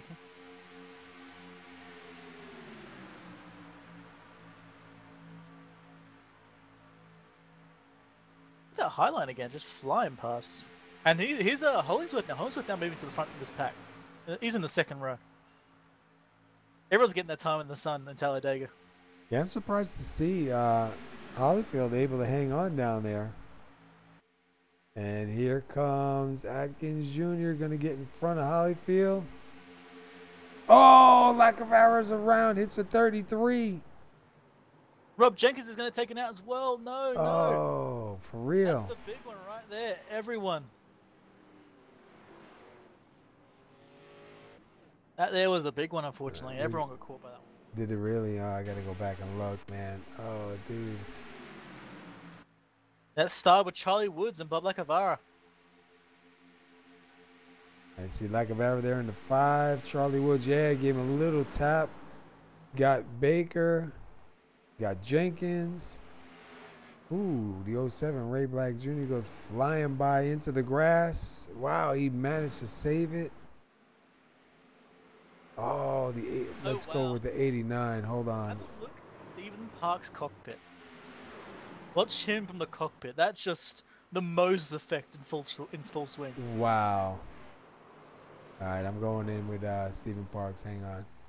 Let me back up just enough.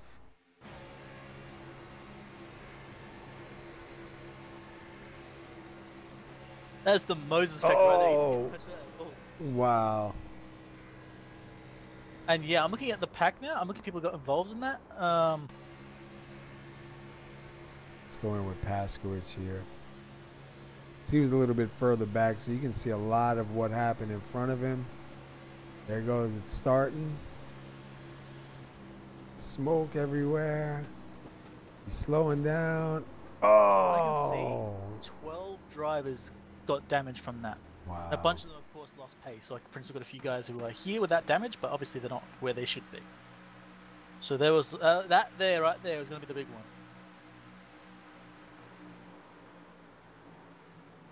And some guys, I thought Antonucci was going to get by, and man, he got wailed hard too. Yeah, that was kind of the big one right there, bud. The big winner out of all of that is Michael Atkins Jr. because he's got the lead. I'm tempted to ask Stephen Parks how the pant's looking right now. Might just do that after this pit stop. Yeah. He's currently pitting in, so it'd probably be a bad time to bring him in. Just distract the hell out of him. Especially when he goes flying through the box, he'll be coming to look for you. He's gonna have a long way to walk to find me. So we'll see now how many guys have a fast repair left. There's gonna be a good portion of them that do, but there's gonna be a few that stay with their damage because they can't do much about it. I just saw Baker use his. Hollifield still's got damage on the right front, so he's still holding on to it. Paskawych still has a lot of damage on the back of that car. Yeah, we're seeing some different things here. But where is Stephen Parks? Let me pull up his information while you talk to him. Let me grab him. Sure. Hey, Stephen. What just happened? Can you tell us how the pants looking right now, mate? Very, very brown. Like the Moses effect in full swing, man. Like from what we saw there, it looks like two of the drivers kind of got caught up together. You were just in the right place at the wrong time. Yeah, I saw the contact, and you know, you're on that bottom line. You really don't have anywhere to go, so you're just sitting there praying. And I stabbed the brakes and then just full throttle the rest of the way through. Yeah. How's the car feeling, man? You've been up near the front the entire time. Feel good? Yeah, I'm really liking the low line right now. The high line, it's seeming like if you don't get the right people up there, it's not working. Even if you have a big group, you really have to stay bumper to bumper, and even then you get like 1 or 2 laps bumper to bumper, and then you gotta kind of get off and cool it down. Speaking of cooling, man, how hot is the car getting in that low line? I'm getting water temps up to 260. I've seen it up to 267, and before I'm trying to dip to the outside and get some air. Fair enough, man. Hey, good luck, brother. You're doing well. I hope to see you in the victory lane at the end. Yeah, I got 2 fast repairs still in the pocket, so. Hey, nicely done. All right, that's Stephen Parks. He's currently sitting 5th. I expect to see him in the lead.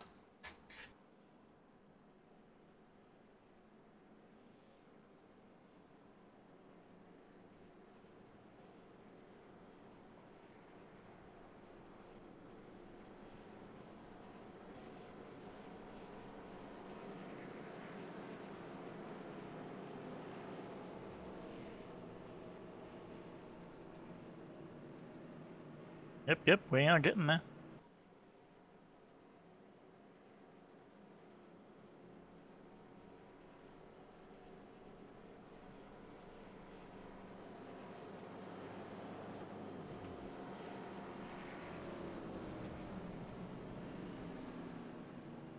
Should see a little bit more grip in the car.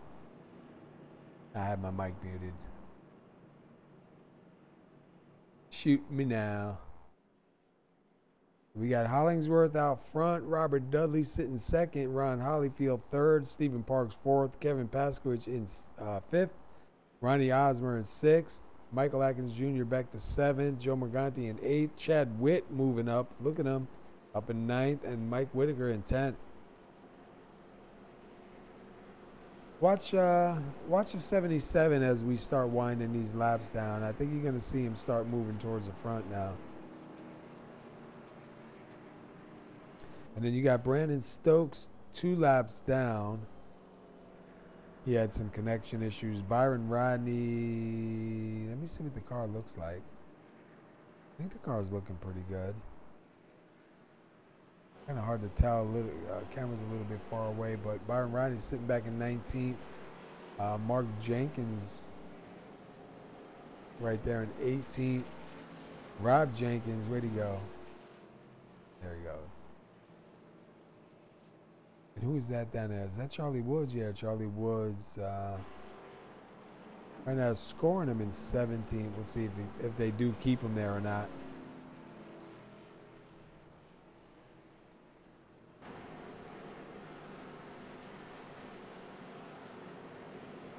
I don't know where I went. No, there I go. See how this restart goes for sure. And Hollingsworth, first time in the lead for him. Yeah, he's got 3 laps led here, man. Got a lot of guys that got leads, and then we had a lot of repetitive leaders.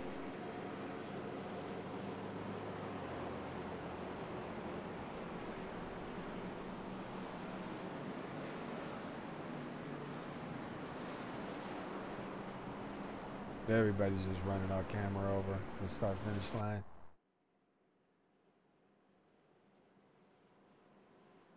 All right, so Hollingsworth's going to take the inside. Robert Dudley on the outside. See how this goes. Yep. Yeah, and looking at some of the cars, some of them are pretty damaged. Like Paskawych still has damage on the front and rear, I believe. Yeah, Hollyfield's got that right front damage. That didn't seem to hurt him too badly. No, he's been doing pretty good with it. He does a lot better when he's behind somebody. So if he can stay behind Hollingsworth, they can be pretty good. We'll just call them the Hollers are on the inside. It's funny too because you got Hollingsworth, Hollifield, and then Hollingsworth, Hollifield, and Holloway. And when you get the 3 of them together, man, it's tough trying to remember who's who.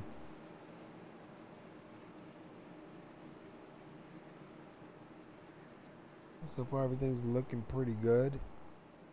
Not seeing anything going wrong, thankfully, yet. Let me knock on wood, man.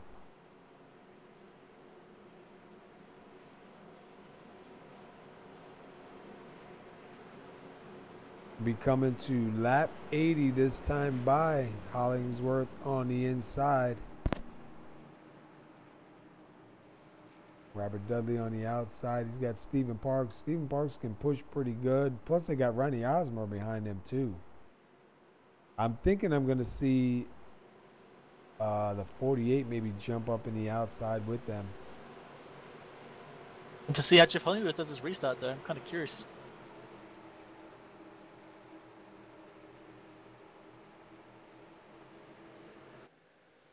And there they go. Really spread out.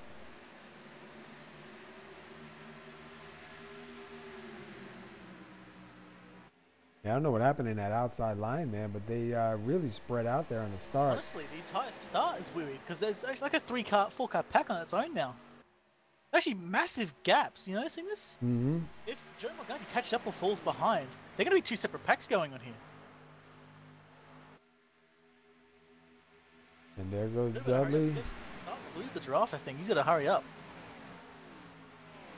If you looked, you saw like Robert Dudley jump back down on the inside to grab some of that draft, and then when he came back out, Parks came out with him. Parks just went back down out of the inside. But it seemed like some of the guys jumped back down to close that gap. And right now, if you look, Morganti's kind of still by himself, man. He's not really up or back, you know. And look at the outside line with Atkins Jr. and Ozma. Yeah, again. Those two are together again on that high line, that super high line. And we're seeing, look at down the bottom. Kevin Paskawych in that damaged car is actually keeping up with this pack at the moment. He's doing pretty well. And yeah, I'm looking at this pack further back. Whitaker, Woods, Ray Black, David Biggar, Lacovara. I think they've well fallen off the draft now. Somebody's smoking. Yeah, what was that? I didn't even see what that was. I was just looking further back. There's a big cloud of smoke came out. Thought somebody blew up. I guess not.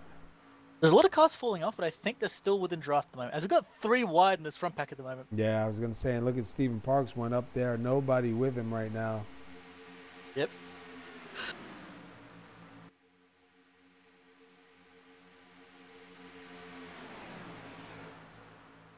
Meanwhile, Hollingsworth's still holding on. And 3 wide, a little bit further back. And that's Paskawych, yeah, up in the outside line, a little bit further back. Here comes Byron Rodney with some help.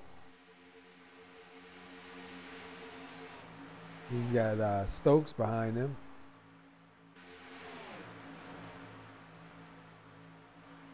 Stephen Parks trying everything he can to get back to that front line, man. It looks like Willie Glynn, Mark Jenkins, Rob Jenkins, they're all going to fall off the pack again, unfortunately.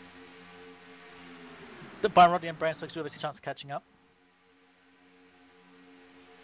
If they're smart and just stay in line, don't try to race each other, they should be able to get these guys in a lap or two. So We've seen Parks how low he's sitting there, trying to squeeze him down to that yellow line.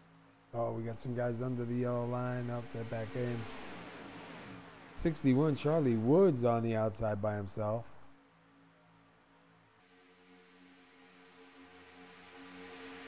He'll jump back in behind David Biggar there.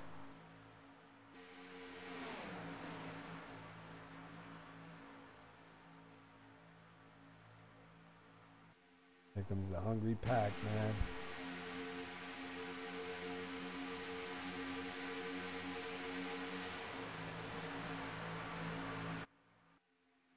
That's a hungry pack right here. Look at that, man. They are going. We are now at 30 laps to go. It's almost go time. You get so used to seeing 30 laps to go that you think, I gotta go, but it's such a big track, you really don't. Yeah, these laps are long. It can change at 4 to go. Like, we're looking at 49 and 50-second laps. So while it says, 30 laps to go, that is still 20 to 30 minutes. But in your brain, you're thinking 30 laps, it's go time, it's go time. Man, 3 laps is... That's the road guys, like 30 laps, kill me now.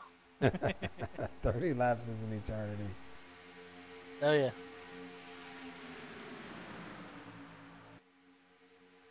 Oh, who was that in that blue car? That was I believe the 59 of Antonucci got down underneath the line. Was able to get back up in traffic without a problem.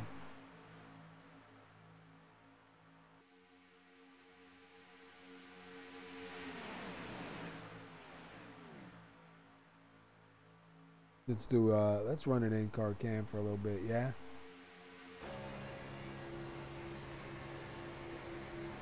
Kind of bounce around with a couple different drivers.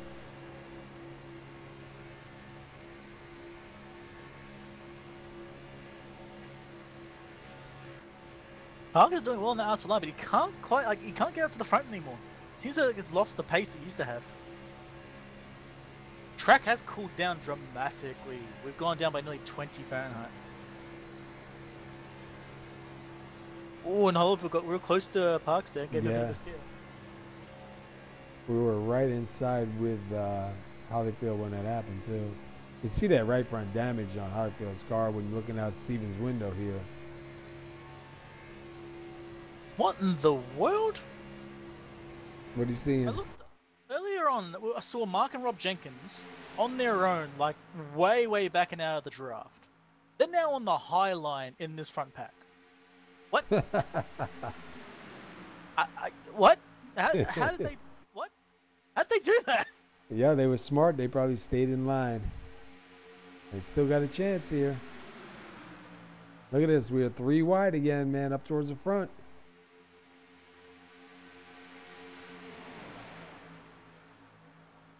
You got Atkins Jr., Jenkins on the both Jenkins on the outside.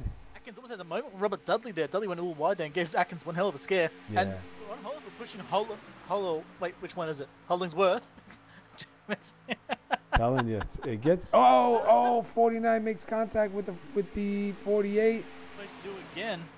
And look at, wow, Paskawych had to back off, or that would have been really bad. And Atkins had to back off massively. Atkins was actually making a good runner on his own on the high line.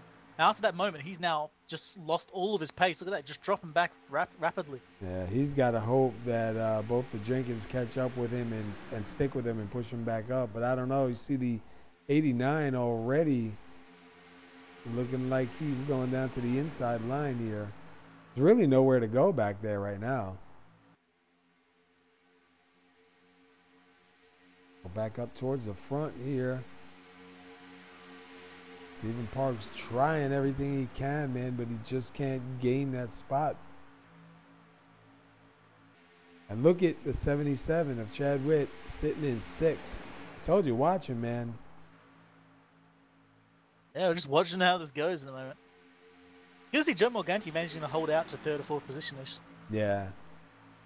He was involved in that last incident as well. He didn't get hit by it, but he had to slow right down. And usually he doesn't have the greatest of luck. I've seen a lot of races where he's in the wrong place at the wrong time, so hopefully that's not going to be the case here tonight.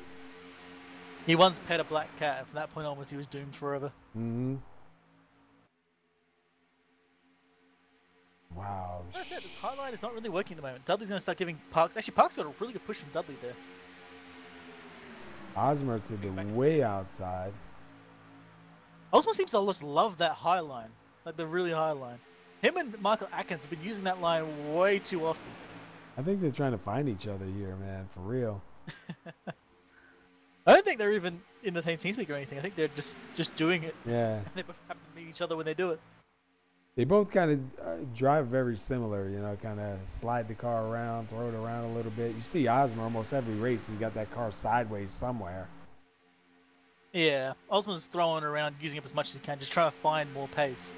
The one thing I like watching is, like, everyone else is, you know, you're driving the line, you're trying to get as much speed as you can, you're trying to make positions. I like watching Osmer because Osmer seems a little different. He's like he's trying to find the fastest line around the track. He's always looking for it. Oh, we have a 4 wide further back. Hoot, Baker, Matt Atkins, Mike Whitaker, Rodney, Osmer, they're 4 wide there. They come back to 3 wide again, but that was technically even 5 wide because of a car behind them. But Lacovara eats a bit of the wall because of that. But yeah, we saw that. Meanwhile, up front, still about the same, really.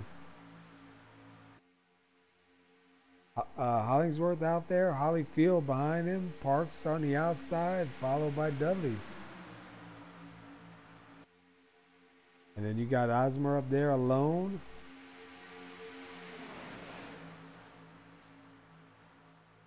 And then it looks like a little bit further back after, who was that, Lacovara maybe, it kind of breaks up a little. Parks with a little better run. Yes, I think Parks was side drafting Hollifield and Hollingsworth on that on turn 2 there. Because he didn't, like, he had no one behind for a moment there, but he was not letting go of them. You can get a good run from Dudley. He may get another lap later. Wow, look how close. But Dudley, I don't think he's going to get close enough, unfortunately. But Parks is doing a pretty good run on his own. Hollingsworth will get the lead on this lap. I have to double check, man, because I'm going to get it wrong. I'm going to get really annoyed with myself when I do.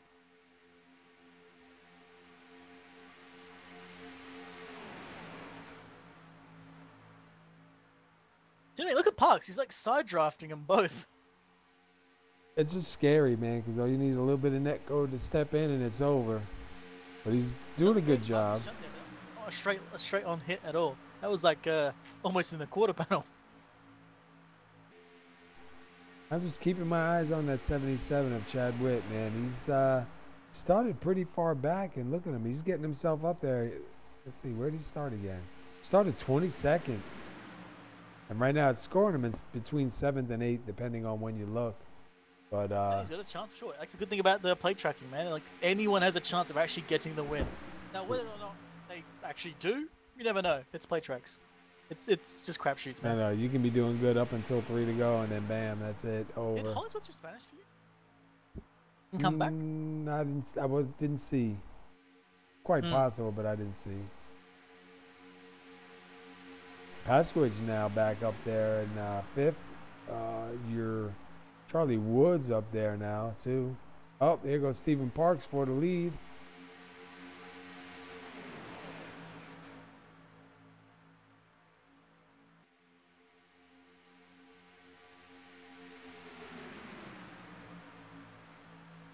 Yeah, it's still anybody's race here. A lot of these guys that we thought might have been out of it are still back up in here. And there goes Hollingsworth back to the lead from that outside line.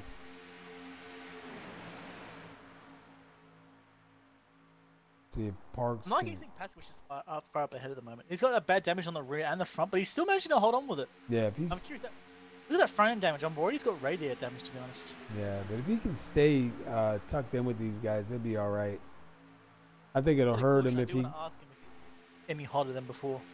So I'm really curious. Yeah, he's probably not really thinking about it right now. But man, when you get to that point, you hope that it's gonna last. Wow, who is that? Rob Jenkins again. It looked like he's smashing into the wall, but that's just bad connection.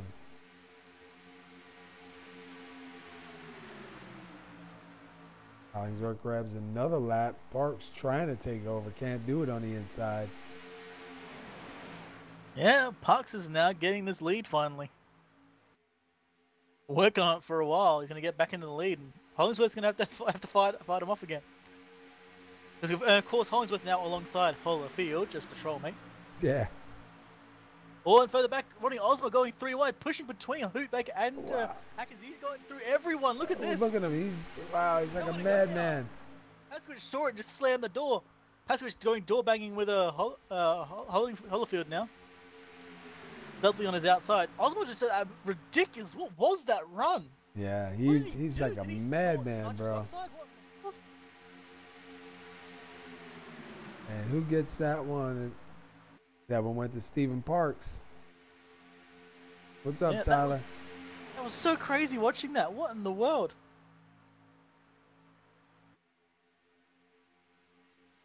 He came out of nowhere, man. He just kind of like, parted the ways. Here he goes. He's going to try it again. We got 3 wide further back. If nothing else, he's going to steal that position away from Paskawych now. Oh, look at Jeff Hollingsworth, an amazing run. Look at that. Almost makes him lose control. Further back, we've got 3 wide as Paskawych now has to slot further back. And he's going to get eaten up alive by everyone. He can't get in now either, and too. 3 wide behind him, so he's actually going to have to slot in somewhere. Looks like he will manage to slot in, but he loses like 10 plus positions on that one. Yeah, he does not want to be out in the air without somebody in front of him because that car is going to be like a parachute. All right, we got hold on. Hollingsworth. You got Hollingsworth, Parks, Osmer, Hollifield, Morganti, Atkins Jr., Chad Whitt, all kind of bouncing around up here. Look at Hollingsworth. Look at Hollingsworth. He actually was blocking Parks a bit there. Here comes Osmer again. Osmer's decided, nope, I am not pushing Parks. I'm going for my own race, thank you. See who goes up there with him. I see. I think Atkins was going to join him because Atkins has been doing that since the start of the race, but Atkins left him alone up there. Yeah, Atkins is just wanting to get to the front, man. Going to get a bit of a push from 33 of Mark Jenkins, though, so he's still got a chance. 16 to go.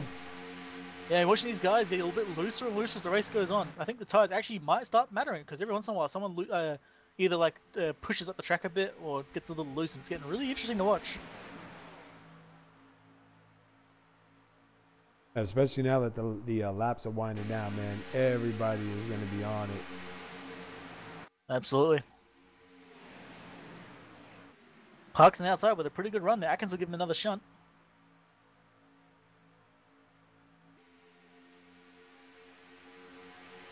Back 2 wide for the moment. I don't think it's going to last long. I think it's going back 3 wide before you know it.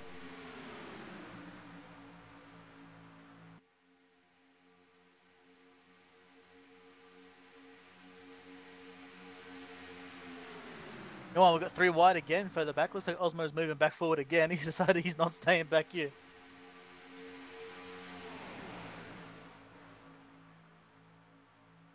Look at Parks trying again on the outside. Robert Dudley with a little bit of a wide exit.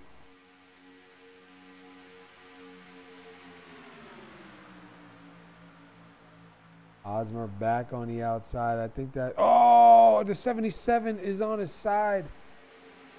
Oh no, that was a massive one. Oh, and he is flipping too. What happened there? Ah, Dudley Paskawych got, and then Chadwick got caught in that, unfortunately. Oh. Wow, Chadwick was airborne. Yeah, I was saying he was in the air, man. That was between Paskawych and Dudley. Paskawych trying to go 3 wide there. Oh yeah, yeah. That's not the time and place. There's no real room. You can see him right there, and he's in the middle, but it closes up. And watch the 77. Just on a ride, wow. man. If you're watching that from the cockpit, make sure you have your bath bags available. You want to go in the cockpit with it? Come on. Let's go inside. Inside with Chad Whitt. He went on a ride. Alright, wait, I didn't like that camera. That's the gyro cam. I wasn't happy with that one. Hang on, let's go with the roll bar. Where'd he go? Chad Whitt's who we want. Come on, back me up enough. Come on, it didn't back me up enough. A little more. There we go. Hey, Steven. Hey, I don't know what happened to my car. What do you mean? What happened? Going down the backstretch, big puff of smoke came out, engine blew. Under caution. No? I mean, I was on that outside line. I had nobody in front of me. Really? You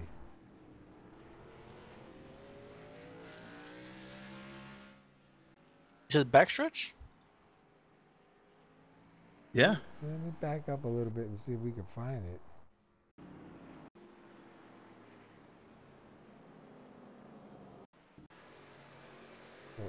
Where'd you go?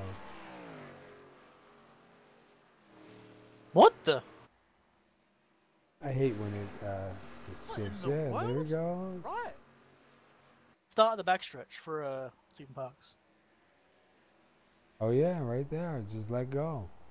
2 bangs. Like what in the world was that? You weren't even like putting your foot in the accelerator there. You just like idling. Yeah, I have no idea. Damn, man, you're doing really good today too. Hold on, your engine was still running. I was laughing at what Tyler wrote here. Do you know what's not even weirder? I can still hear Steven's engine running. Did you really? What? Yeah, I can still hear it running. Like it's really quiet, but it's still running. It's not like he actually fully killed it. What in the world? I don't know what you did, man. You managed to make iRacing really confused, I think. Yeah, no kidding. I just saw Dudley saying.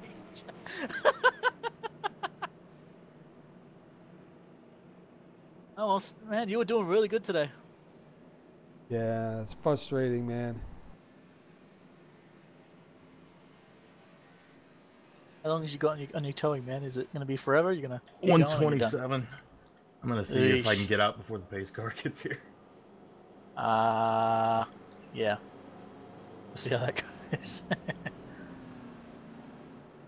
Yeah, I'm going to be 2 down. Yep. Brandon Stokes will be lucky. It's not over, right? Brandon Stokes is a lap down. You'll be 2 laps down. I mean, short of grid-wide massacre, I think you might be in trouble, mate. But you did good, man. You had a lot of pace. Didn't seem like it was working for you that high line, though, was it? I mean, like I said earlier, we weren't getting everybody together. Guys were pushing 3 wide, so it wasn't working. Yeah.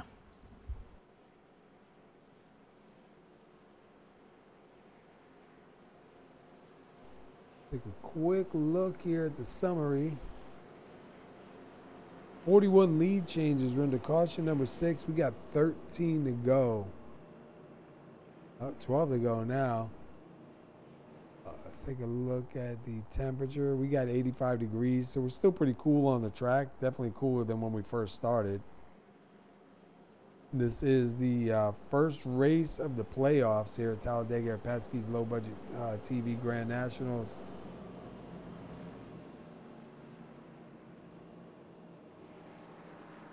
Definitely going to be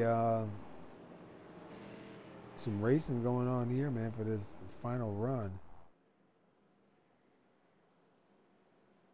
And don't forget, tonight, the winner, they're going to make a donation in the winner's name to the Dana-Farber Cancer Institute in honor of Robin Mayhood Bradley. The link is in the descriptions for YouTube and Facebook. You know, it'd be cool if you want to go check them out and maybe even do something.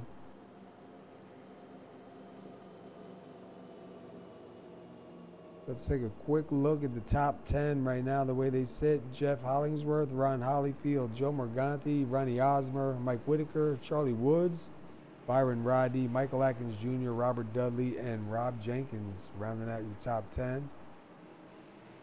Interestingly, Stephen, it's only showing you as a lap down at the moment. Yeah, I see that. And so I just need 1 caution, right? Oh, you need to get past 1 car, then a caution. Yeah, he's right in front of me. Yeah, I know. I'll get out of here. I'll be keeping an eye on you too. Have a go, man. We're going to drag you back up to your channel, okay? No, Mike, he did himself. Never mind. Makes my life easy. So he'll be racing Brandon Stokes for the lucky dog if neither of them get caught in the caution if it does come out. Remember, Stephen had saved both his fast press. Even though the accident happens that involves him, he'll still be able to get another repair going. He's just lucky he was at this track and able to make it back to the pits in time, you know.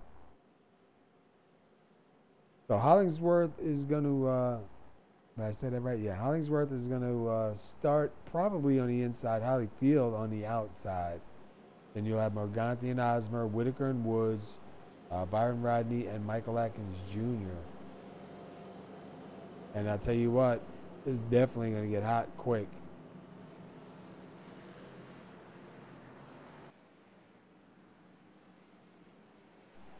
It's 11 laps to go, but that's still quite a, you know, quite amount of races to go still. Yeah, it's definitely been crazy for sure. Been good racing though, but man, I'll tell you what, they did a really good job for as many times that these guys have been 3 wide. How many rows deep? They've actually been doing a really good job. It's been some damn good racing, but every once in a while something a little bit too silly pokes up, and then stuff like that happens. Considering the what normally happens, these guys have done really, really well at the moment. I will say I'm not sure if I'm dreading or looking forward to these guys in the trucks on Monday. Yeah, the trucks are a whole different beast, man. It seems like there's a lot more, you know, in a lot of leagues, man, a lot more incidents in the trucks than there are in the Xfinity or the Cup. And I don't know, it's just because you can drive the trucks so hard like that, you know, you take more chances maybe or something, or you're more aggressive. I don't know what it is, but that's rear end grip. I gave up on the truck series though, man. I backed out. I had terrible luck this year, man. I think I finished 1 race. I missed a bunch of races, you know, between moving and stuff. But I think even when I was racing, I missed a bunch of races, and I only finished, I think, 1. I parked it. I'm done.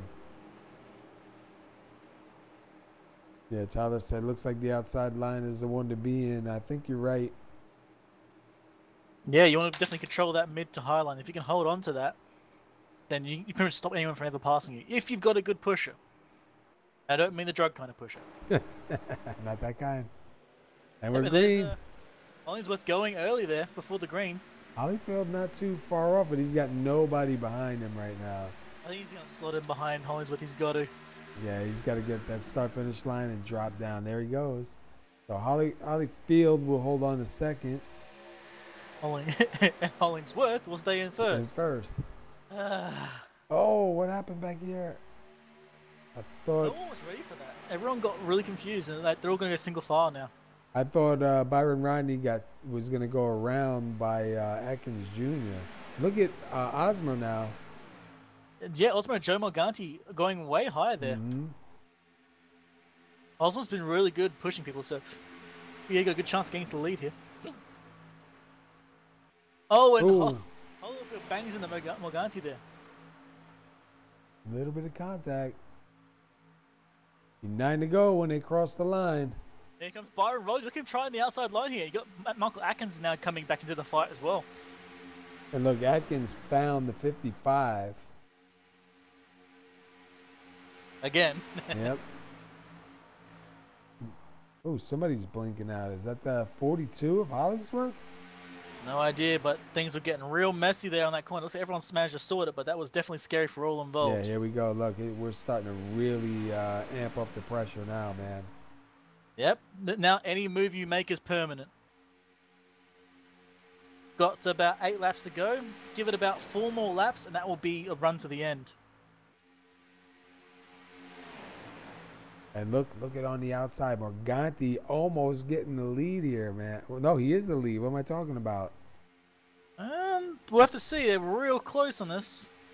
Got the last lap, but it looks like Hollingsworth will beat him this lap. Yeah, Hollingsworth will beat him this lap. I didn't see that he beat him the last lap, man. I was busy reading the chat. Yeah. I get for reading. Let's see how this goes. Osmer's staying behind Morganti, trying to push him forward. I'm waiting to see Osmer make his move, possibly with Atkins' help behind him as well. Yeah. Look at Atkins. Look at Atkins. See what he's trying to do there? I saw Atkins starting to poke his nose between Osmer and Hollifield. There was no room, and Osmer saw it and quickly shut the door to let him know that's not going to work. Yeah, don't wreck us all out now. Exactly. He's just saying, don't even try it, mate. This is gonna be if Hollifield can hold this, will be a good win for him for sure. Even if he gets 3rd or 2nd, he's done really well today. Wow, look at that. I was going to almost try the inside there. Look at the outside. We've got Paskawych now. and Rodney, and I believe that's Jenkins behind them. And wow, both Jenkins behind them. Oh, how tight these guys are. Oh, look at this is getting rough here, man. Again, Osmer is pushing Morganti into the lead. And Morganti might actually clear Hollingsworth now. And he does. Morganti steals the inside line. At least Osmer now on the high line. But he's now got Osmer and Atkins together. These guys have been really aggressive and fast the whole race. So they've got a chance for the front now. And the 89 has disappeared again. Yep. Look at this push already. Osmer and Atkins are doing really well. As Osmer might even get the lead this lap. Oh, it's going to be and close. He does. Yeah, Rodney Osmer to the lead. We've got 5 or 6 to go. A couple more laps. Any caution will then end the race.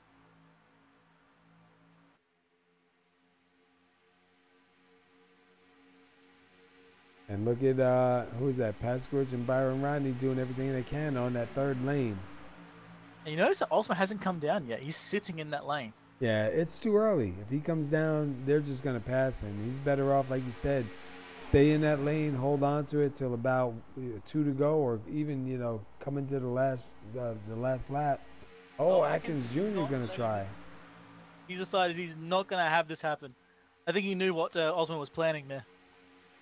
Morganti will get the lap led this lap. So Morganti back to the lead. Look at Atkins. He just lost all his positions. Yeah. You know, like 4 wide back there as Atkins slots back in behind the pack. Osmer's going to get pushed by Dudley. Dudley can push really well, but he gets a little loose when he does it. And he gets a shunt from the Stephen Parks behind him. Parks is getting loose. Oh, Parks around. Wow, airborne. I don't think that. I think we might actually have like a 1 or 2 lap run now. Parks is flying. Right now, Morganti's got the lead if it doesn't go back. Let's go back and see what happened, man. I think Parks probably got in the wrong position at the wrong time there. Parks is in the middle there. Gave Dudley a shunt, lost all of his pace. Was about to go 3-4 wide with Byron Rodney, gets loose, and Byron accidentally turns him the other way around. At that point, oh my god, the bath bags will be required for Stephen Parks. My god. Wow. We're going to go inside. We have to go inside. Oh, man. Wow, Byron Rodney caught in that. The 77 caught in that. Let's go back. Let's go inside with Stephen Parks. I hate when it does that, man. You back up and it takes you out of the car. Remember, ladies and gentlemen, the bar bags are found in the seat in front of you. Come on. Because, man, that is a ride. If it'll let me go back far enough. I hate when it does this. All right, let's try this. Inside with Stephen Parks here. You see him. Gets the contact. Contact again from the other side, and that was it. Wow. I can tell you that no. That was definitely a ride. Oh, yeah.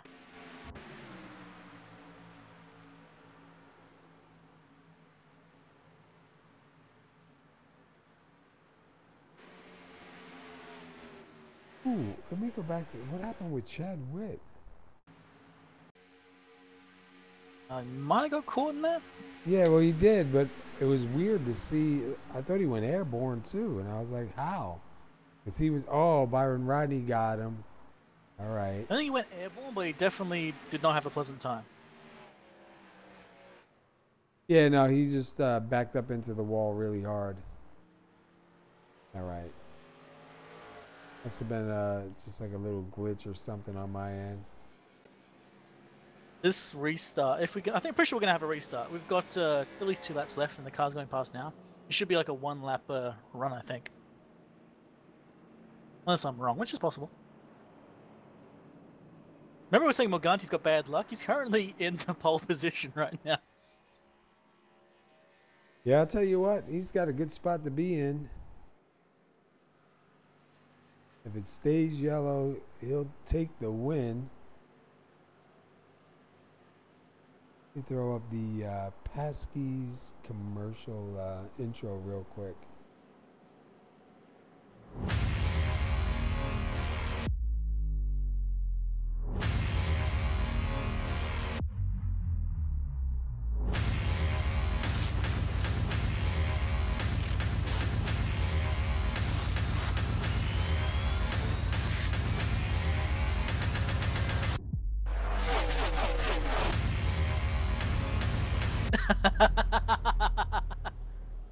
What's that?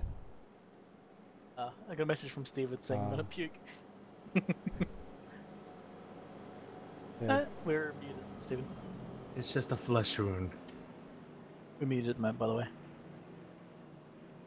I don't know if I have all the tires on the ground right now. I can look for you.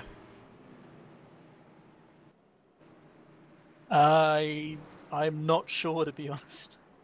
Your rear one is sticking out quite a bit. I'm holding the wheel directly to the left. I can see. I think there'll be like a 1 or 2 lap sprint. You know that, right? I don't think we're muted, by the way. Are we? No. Oh. I'm silly. Yeah, Dude, that car's looking rough, Steve. Yeah, you need to put it in the pits, man. That thing is not going to work. We're not going to go green again. Not? I don't think we are. Well, I mean, it's 3 laps from now. There's 2 laps to go right now. Lights are still on. We haven't even got the 2. You're right, yeah. All right, so Morganti's going to take that win. Saying he's got bad luck, and apparently he had really good luck because he's going to get the win today. Well, he started 4th, so it's not really bad. He definitely had a good starting spot. Was able to keep that car pretty clean. Let's see, go back to Osmer. Osmer started 17th. He's going to take second. Hollingsworth started 16th. He's going to take third. Robert Dudley started 15th, going to take fourth. And Hollifield is, he started 7th. He'll take 5th. Paskawych started 9th. He's going to get 6th. Whitaker started 12th, and he's got 7th. Charlie Woods started 2nd. He'll drop back to 8th. Atkins Jr. He started 18th. He's going to take 9th. And then 10th is going to be Antonucci, who started 13th. So not too bad. Morganti right now with 5 laps led. All that matters is leading that one to the checkers, though. It's nice to have, you know, some laps led, but you know what? I'll take the checkered flag any day.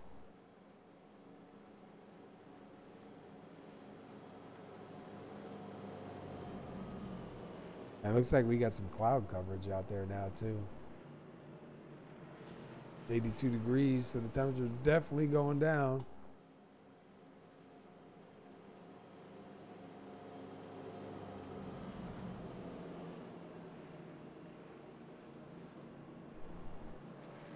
All right, we're going to take a quick break, and we'll come back with the burnout, hopefully, and some interviews.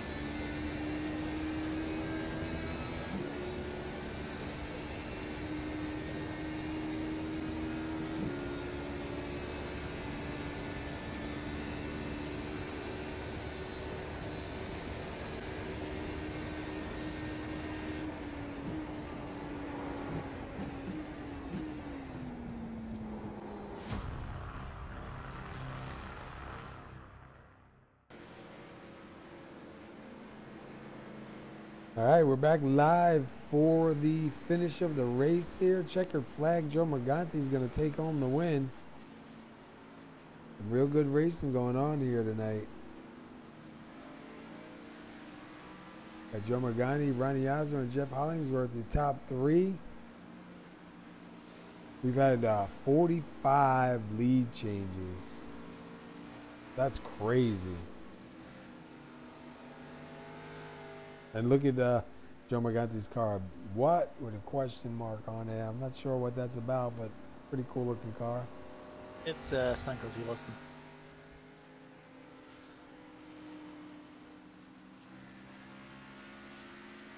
If he's got any fuel in there to burn this thing down. Yeah, that's some old names, to be honest.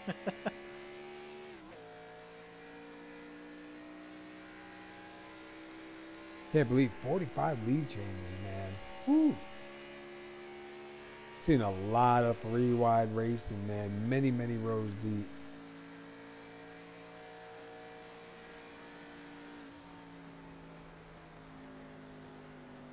See him melt these tires.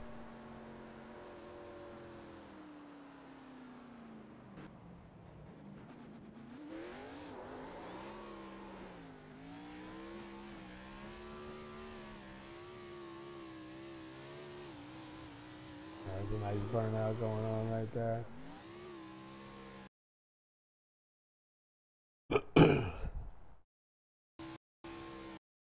All right, we'll start. Want to do 1, 2, 3 or 3, 2, 1? I know, but I'll take Ozma. All right, so let me grab our winner here. We'll go with Joe Morganti. You see him up here? Yeah, I see him. He's still doing burnouts. All right, Joe Morganti, SR Booth, you got a copy. I got a copy, bud. Hey, man, first of all, congratulations, dude. About time we see some luck come your way, man. Great run there at the end to take the win, bro. You got to be feeling pretty stoked. I gotta tell you, man. Ronnie was telling me, "Hey, look, if I don't get a good enough start, I'm pushing you to the win." And holy crap, did he ever! This one was a long time coming. I've wrecked out of many races with this league. I have had nothing but bad luck, nothing but frustrations, and I took a nice long break. And the comeback race of the year, Nice. and just win it right out of the gate. Yeah, that's definitely a good feeling, man, because we know we were just talking about you earlier in the race too, man. Seeing you doing good tonight, we know that you've had a lot of bad luck come your way, man. So it's definitely good to see this. Hopefully this is a change now. Keep it up and keep it going forward, man. Awesome run, dude. 7 laps led for the win, and you had a pretty good starting spot too. Not like you started way in the back. Yeah, usually I start way in the back, or I just don't qualify at all. But something told me, run it as hard as you can, and qualify up front, stay up front. And that was kind of the philosophy that Byron took as well, and just listening to him. Nice.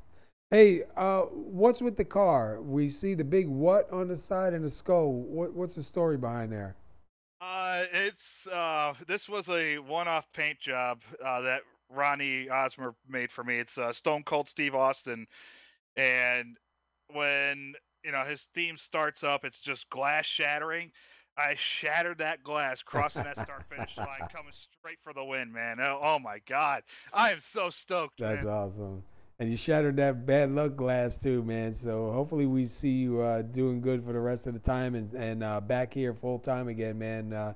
Good to see you get out here, do it, man. I think from a 4th place start to the checkers, man. 7 laps led. Congratulations, dude. Thank you very much. Hell, I even came back from a penalty too. I jumped up on the track while I was adjusting myself on my new rig, and I got a pit exit thing, yeah. Pit exit penalty. But the comeback from that is, and to avoid every single wreck, still have all of my fast repairs, is just beyond amazing. Yeah, especially I've never driven that good before. Especially even with the fast repairs. That's really good, man. All right, dude. Yeah.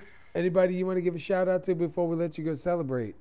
Well, I don't have them on the car, but I got to give a shout out to my sponsors, Low Budget TV, PH Aware, everybody at Phenomenal Evolution, KP, Byron, Ronnie, Tony, just everybody there just keeping my, trying to keep my head up and trying to keep me calm and cool throughout this race.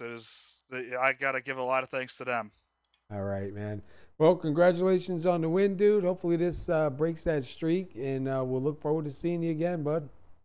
Hell yeah, man. Go celebrate. Yeah. All right, that was Joe Morganti. He took home the win. We're going to get a word in now with Ronnie Osmer, who finishes second here tonight. I'll grab him. Hey, Ronnie, it's our booth. You got a copy? Yes, sir. Dude, we keep seeing you up here when it comes to these plate tracks, man. Yeah, I just love plate track racing. I always feel like I can always find that lane, find that hole, and just always feel confident in these tracks. You spent a long time in this race in those medium to high lines. Is that because you're just trying to, it was a faster line for you, or just more just trying to make places and that was the only real hole to fit in? Kind of both, kind of everything. Just on that bottom line, it didn't feel comfortable to me. It didn't feel safe because you were practically on the brakes half the time, checking up and everything. And then the middle line was sometimes the fastest line, and then when the middle line would be check up, go to the high line, just find ways to the front and find holes, go, and was just testing out everywhere on the track, see where to go, and made it work. Fair enough. Wait, you said avoiding wrecks. Was that your plan in this race, just to avoid all the wrecks, or was it going to be like plan to get to the front and hold the front or something like that? I was just having a good time trying to help out my teammates that were in the chase and help out Joe to get his win.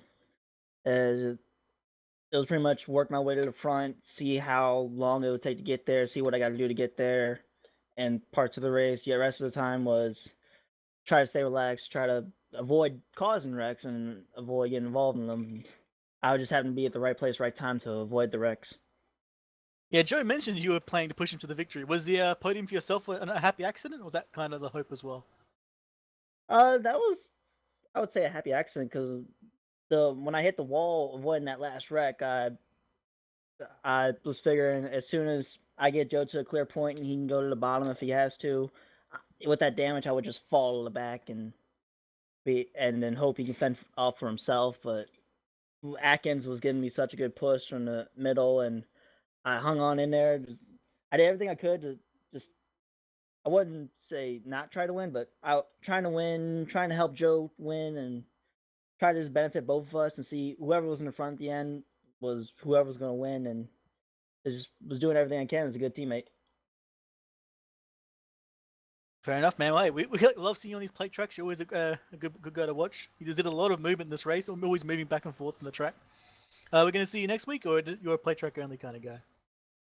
I won't be here next week. I go back to college Sunday, so I won't be back on until probably Easter if we have a race there on then. So.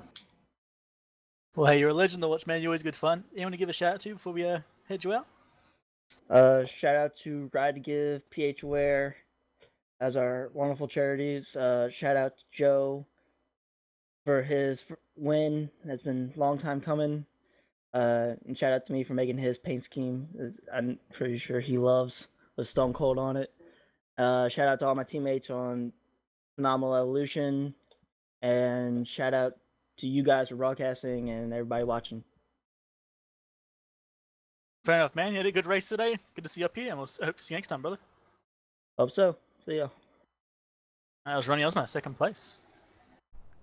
All right, give me a second here to change this. And then we'll get Jeff Hollingsworth. Boy, I got to get those names right, man. Between Hollingsworth and Hollifield, it's crazy. I think I got him spelled right. All right, where's he at? Here he goes. All right, Jeff Hollingsworth, this is the SR booth. You got a copy. Hey, welcome back, fellers. Yeah, good to be back, and thankfully, no issues, man. So knock on wood. A good run for you tonight here, man. Third place finish. First of all, talk to us. Tell us how your race went for you tonight. We've seen you up and down a little bit here and there. A couple scrapes in the wall. What was going on out there? Yeah, it was. I didn't qualify. I got in late, so I didn't run any practice. So I didn't qualify.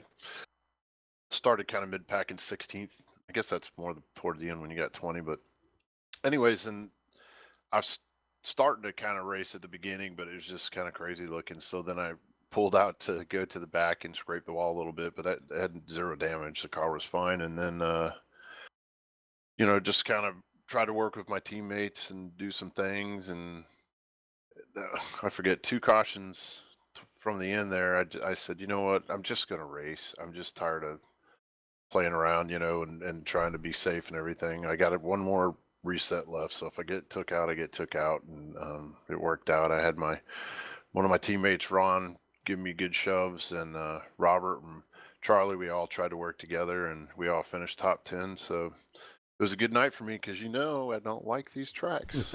Yeah, we know that.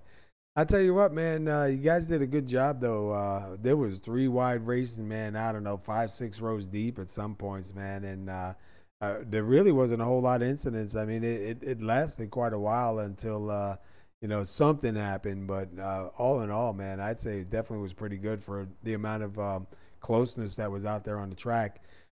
We seen from what it looked like for us, and get your opinion on it, but it seemed like the middle lane and the outside lane was where you wanted to be. Yeah, they put out no bump drafting in the turns, including the front stretch chicane or dogleg or whatever you call it there, and people were, you know, they didn't want to hit anybody, so they were letting off. So the guys on the outside were getting bigger runs and stuff in the middle of there. And I wasn't comfortable down low in the middle or the back, but when you're in front, I mean, all I got to do is follow the line and try to, you know, keep out of stuff. So, but yeah, that definitely the outside lines were, I thought, better and more fun, and you could see what was going on a little bit better too. Yeah, it's nice to see the outside line and then that third line come into play, because it's not just, you know, everybody in single file just kind of riding around till the end. So it's definitely makes it more interesting. When you were pushing, I know we talked to Kevin earlier in the race, and he was saying about 3-4 laps, like you had to start letting the car breathe. Do you feel the same thing? Honestly, I didn't push, but maybe 2 or 3 times the whole race when I was behind somebody. I stayed off them. I never got overheated or anything. Because you can maintain, you know, and I wasn't trying to push anybody anywhere, especially in the middle of the pack. But when Ron was pushing me, he was apologizing and stuff. I'm like, dude, we did great, but he had a little bit of damage, I think, on his right front, so he was quicker to overheat. And that's when Joe and Ronnie got that really good run, and he was just able to clear me. And then the caution come out a little bit after that. So, but congrats to Joe. Good race by him. He looked like he did real well, and Ronnie, and just want to say my teammates Robert, Ron, and Charlie, can do anything without them, and we have a lot of fun running together in this league. And thanks to you guys, and thanks to Kevin, man, and the rest of the crews, Byron and them guys. Yeah, it's good, man. Joe Morganti will, because they were saying they're going to give a donation in the winner's name to the Dana-Farber Cancer Institute. So that's pretty cool, man, that Morganti's name will be going in there, you know? That's really cool. And we just want to remind everybody the links are in the chats on YouTube and Facebook. So go check them out, see if there's anything you want to get involved with. But anyhow, man, not bad. 3rd place finish for you. I'm not really sure where we're at next week, but great way to start off the playoffs here tonight, man. Yeah, I appreciate it. I was happy with that. I mean, of course, everybody wants a W, but I would have been happy to push any of my teammates to the win, and I was glad to be on the lead lap and not wrecked out. So and then finish. Happy, man. Yeah, finish. Exactly. All right, man. Go celebrate, and hopefully we'll talk to you next week. Yes, sir. See you Monday. All right. All right. That was your 3rd place driver there, Jeff Hollingsworth. And, yeah, he just reminded me, too, that don't forget Monday night we will be back here again in the trucks for the first race of the playoffs in the Slam Cake Vapes Truck Series. So it should be pretty good. Hopefully be a good race like tonight, man. I thought this was a really good race. So hopefully we get that going. We get that set up pretty good. All right, Steven. Is he still here? I think he's gone. It's unfortunate for Steve. He had a really strong car and kind of got himself a little bit in trouble. So, all right, I'm gonna run over the results and we'll get out of here. But just remember, go check out the comments in the comment section. We have the link there for the Dana-Farber Cancer Institute. Click on the link. They will put Joe Morganti's name in to there for winning the race here tonight. But check them out. Like I said earlier, you know, cancer sucks for everybody, man. It doesn't matter who you are. So, you know, you can be young, old, male, female, doesn't matter. It's just a crappy thing to have. So hopefully we can find something for it and, you know, keep moving forward. All right. We got Joe Morganti who takes home the win, so congratulations to Joe. Ronnie Osmer finishes second. Jeff Hollingsworth finishes third. Robert Dudley comes home fourth. Ron Hollifield finishes fifth. Kevin Paskawych will finish sixth. Mike Whitaker seventh. Charlie Woods finishes eighth. Michael Atkins Jr. will finish ninth. Johnny Antonucci finishes 10th. Mark Jenkins will take 11th. Willie Glynn will take 12th. David Biggar takes 13th. Bob Lacovara is 14th. Whitaker, I believe Whitaker didn't have any problems tonight, so hopefully that's going to stay. He'll be 15th. Rob Jenkins finishes 16th. Chad Whitt 17th. Brandon Stokes 18th. Stephen Parks 19th. Byron Rodney 20th. Ray Black Jr. 21st. John Napier 22nd. Put your winner back up here again. I appreciate everybody that tunes in. Good seeing all you guys here. Bruce, Judy, who else? Tanner Coster, a couple other people, even in Facebook. Just tune in with us, hang out, and have a good one. We will see everybody Monday night right here in the Truck Series. So till then, everybody stay safe, and we'll see you then.